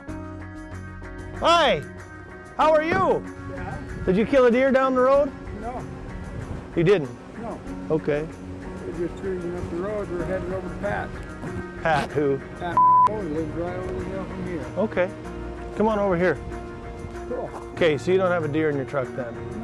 No deer? You have a hunting license? Yeah, I do. Okay, I just saw you parked in the ditch down there. Oh, we were looking at some muleys up there on the hill. Okay, it looked to me like there's a drag trail. No. Was there a drag trail? Yeah, there was a drag trail. More than me. Let me go get my license. Okay, you be careful. I see you're limping there. Where are you guys from? I'm from Louisiana. A long ways away from home, huh? Where's the blood from? What? On your hands? Probably when I was down there around the barbed wire looking at them deals. Why don't you just step in your truck and sit down for me? Okay. Just a minute. And I mean it. You just go ahead and sit in your truck and don't move. Okay? Come out here.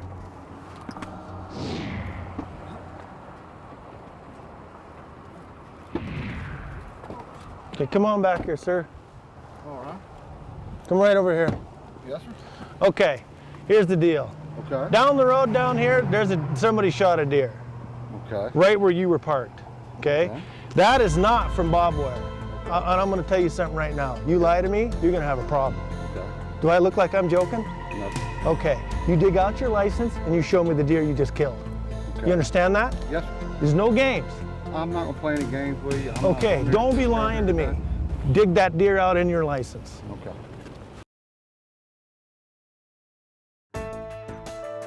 You're watching Wardens only on Outdoor Channel.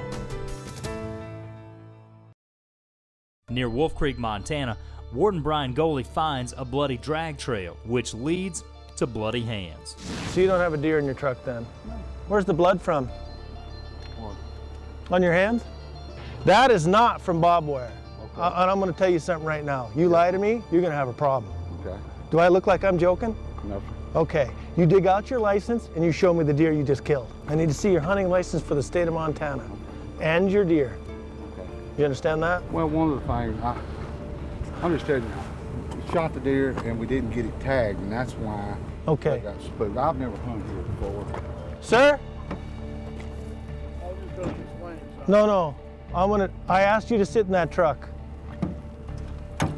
Okay. Is this the deer right here? Yes, sir. Do you all have hunting licenses? Yes, sir. Oh, yeah. Well, we all okay. legal other than, I said, well, what's wrong? I mean, they said you're supposed to tag it on the spot. I said, well, man, I didn't know. You don't have permission where you are. Sir? You don't have permission where you were standing, where you shot this deer.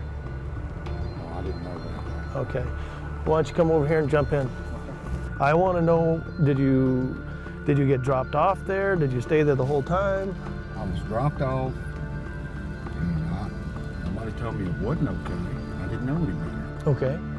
And I just pleading ignorant because it's the truth. Okay, so they just dropped you off and left? Didn't shoot it from the road. Okay. And crossed over the fence. Who's we? Me and the other guy that got out. Okay, the guy up front. You flew out to Montana, met these guys in Kalispell? No, I actually flew into Missoula and drove over and met them at the hotel. Okay. So you rented a car and you came over and met these guys? Right. Okay.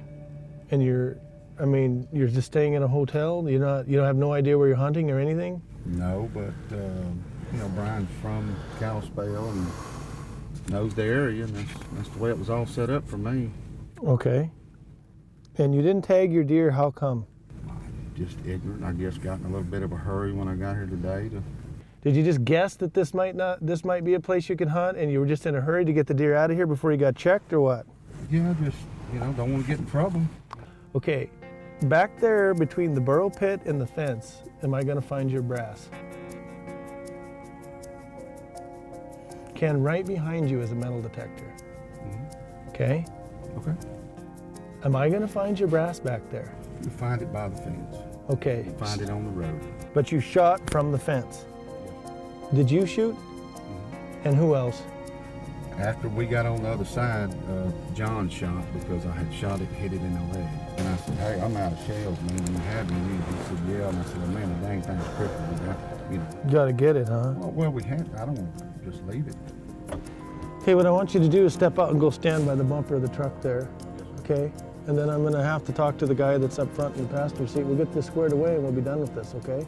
Appreciate it. How are you? Good. My name's Brian Goley. I'm the game warden. Right. Do you have any guns or knives on you? I got some knives, sir. Okay, but no guns? No, sir. Okay, why don't you have a seat in my truck, sir? Can you explain how the hunt happened? We got dropped off and I thought it was 170 to Okay. Lock Management Gate. Back there where the deer was, you're driving down the road, you get dropped off. Who shot? He shot. He also shoots a 338. Okay. Did you ever shoot back there? No, sir. Oh, no. Hold on a second. We're doing really good. Up until now. Up until you started lying.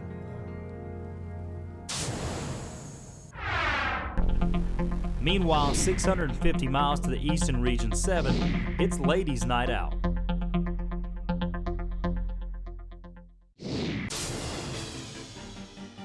Hello. Hi. How are you ladies tonight? Pretty good. You guys having any luck at all? Well, we each got a ling. Oh, that's neat. Yeah, it's the first time we both shot one. So. Yep, I've never shot one before ever. So. I usually don't see them buggers until the springtime after the ice comes off. Yeah. Well, you guys got your licenses on you? I'll take a look at those. I actually don't have mine on me right now. You remember me though, right? Amanda. Amanda from. Yes. I was down there this early spring fishing over there, and my license was in my car. I had to walk all the way to my car to get it. Had a big lecture about how you keep it on you. That sounds like me. Who are you with? I think I remember. I was were you by myself. Was it the year before you were with? She got the ticket. Yeah. Yes. Oh, I remember checking you now. Okay. Yeah. Good. And there she is. I had this. No, because when I got down here, I remember, and I was like, I hope it's the right guy because I know he'll remember me. How big do lings get? You know, around here. Oh, those ones are really nice ones for. Are they? Yeah, they're usually half this size. Oh, that's really? A good one then. And a score one for the girl team. I need to figure something out to take those. Yeah. Those are nice fish. But yeah, you definitely want to take them. Catch some more of them if you can too, in fact. All right, well, that's our plan. Okay. Well, good enough for me. Do you guys have any questions about what the camera's for? Curious? Well, I was going to ask, but... Okay. They're filming season 2 of the Wardens show. It's on the Outdoor channel. Oh, Seriously? Oh, look at that. This is good. You're going to get on TV. Look at that. And she's a lawbreaker. We're putting her on TV. Yep. Oh, yeah. Good God. What are you guys using for bait? Minnows. Minnows.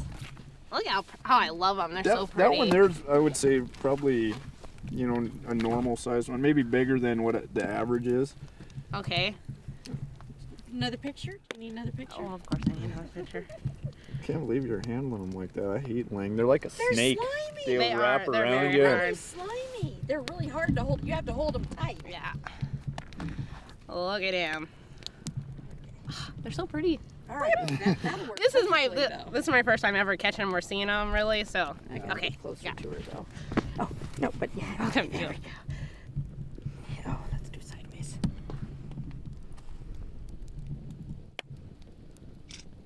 Well, I'll let you guys be on your way, or me be on my way, I guess. Yeah, no, I don't think we're leaving for a while. We got some more. Not as long as we're still catching them. We're staying.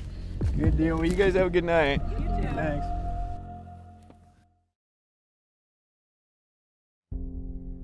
Near Wolf Creek in Region 4, Warden Brian Goley is getting closer to the real story behind an illegal deer. Did you ever shoot back there? No, sir. Oh, no. Hold on a second. We're doing really good. Up until now. Up until you started lying. I'm a good guy. I'm not, here to ruin your night, but we got to straighten this out. All right. We were hunting. We were legit. We had our horns on. We weren't freaking hiding. Okay. He wounded the son of a. All right. That matches his story. All right. And then I just said he was out of boats, and I finished it off. All right. Where is your deer tag? It's I used mine 3 days ago. Excuse me? It's on a deer. I used mine 3 days ago. Where did you get your deer, John? My deer was it's clear on the other side of Lincoln. It's a white tail. It's I don't know the area. You have no idea where you killed your deer? Really? I'm serious. Did you kill it during the day or at night? Yes, sir. Killed it during the day, but it was on the other side of Lincoln. I think it was like down the Beaver Creek area. Okay. I want you to sit right here and not move. Do you understand that?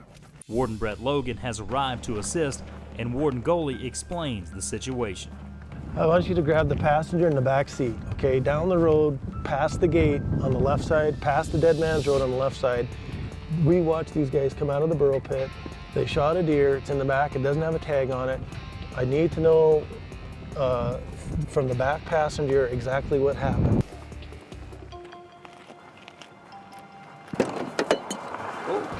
How we doing? Good. Not too bad. Brett Logan, one of the game wardens around. Good. Hey, would you mind chatting with me for a little bit? No, sir, don't mind at all. While Logan interviews the third hunter, Goley visits with the driver. Just come on up there, and that way you won't get cold. What's wrong with what is your handicap, Brian? I have a metal shoulder, 2 metal hips, and a metal knee. Whoa. Did you get in a car wreck or what happened? No, I'm wore out. You're wore out? Okay. Did you? What do we need to do here? They said that you were the guy that's driving them around and I showing them where the drove hunt. around. I drove them around. I dropped them off. We turned into that gate at 172. I even showed them the number on the gate. All right. And how do you know these guys? I've known John for about 30 years. Okay. These other two guys I don't even know. They're friends of his from the North Slope of Alaska. All right. So you just drive them around and they go hunting? That's correct. So what are we doing here, partner? Well, I'm deciding what to do with the illegal deer and the trespassing. Okay? That's what I'm deciding what to do. So we're looking at some pretty serious violations. Well, I mean, I can't let them go. Well, that's up to you. Right. That's up to you. Well, I got a lot of violations here. Okay, so this John guy's got an over limit and trespassing. This guy's got failed to tag and shooting from the road. Now I got the highway patrol coming because they got open containers. And anyway, I just don't feel comfortable letting them drive off. After discussing the situation with Warden Logan, Goalie explains the charges to the hunter. I want to explain something to you about hauling a deer down the highway, okay? You're hauling an illegal deer down the highway, which means that everybody that's in possession of it is in possession of illegally taken deer. So even the other two in the front truck can be charged, but we're not going to charge them, okay? But we are going to charge you with the possession of the illegal deer. The two hunters responsible for the illegal deer received citations for trespassing and unlawful possession, with a mandatory appearance before the judge. In addition, the one who shot from the fence is cited for shooting from the roadway, and the one who made the kill shot is cited for over limit. And as the party keeps going, a Montana Highway Patrol tests the driver for alcohol influence. He finds he is legal. However, all the open beer bottles must be empty to comply with Montana's open container law.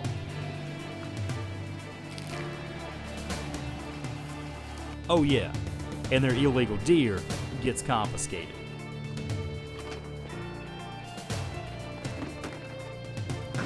Them boys in Alaska will they see this on TV.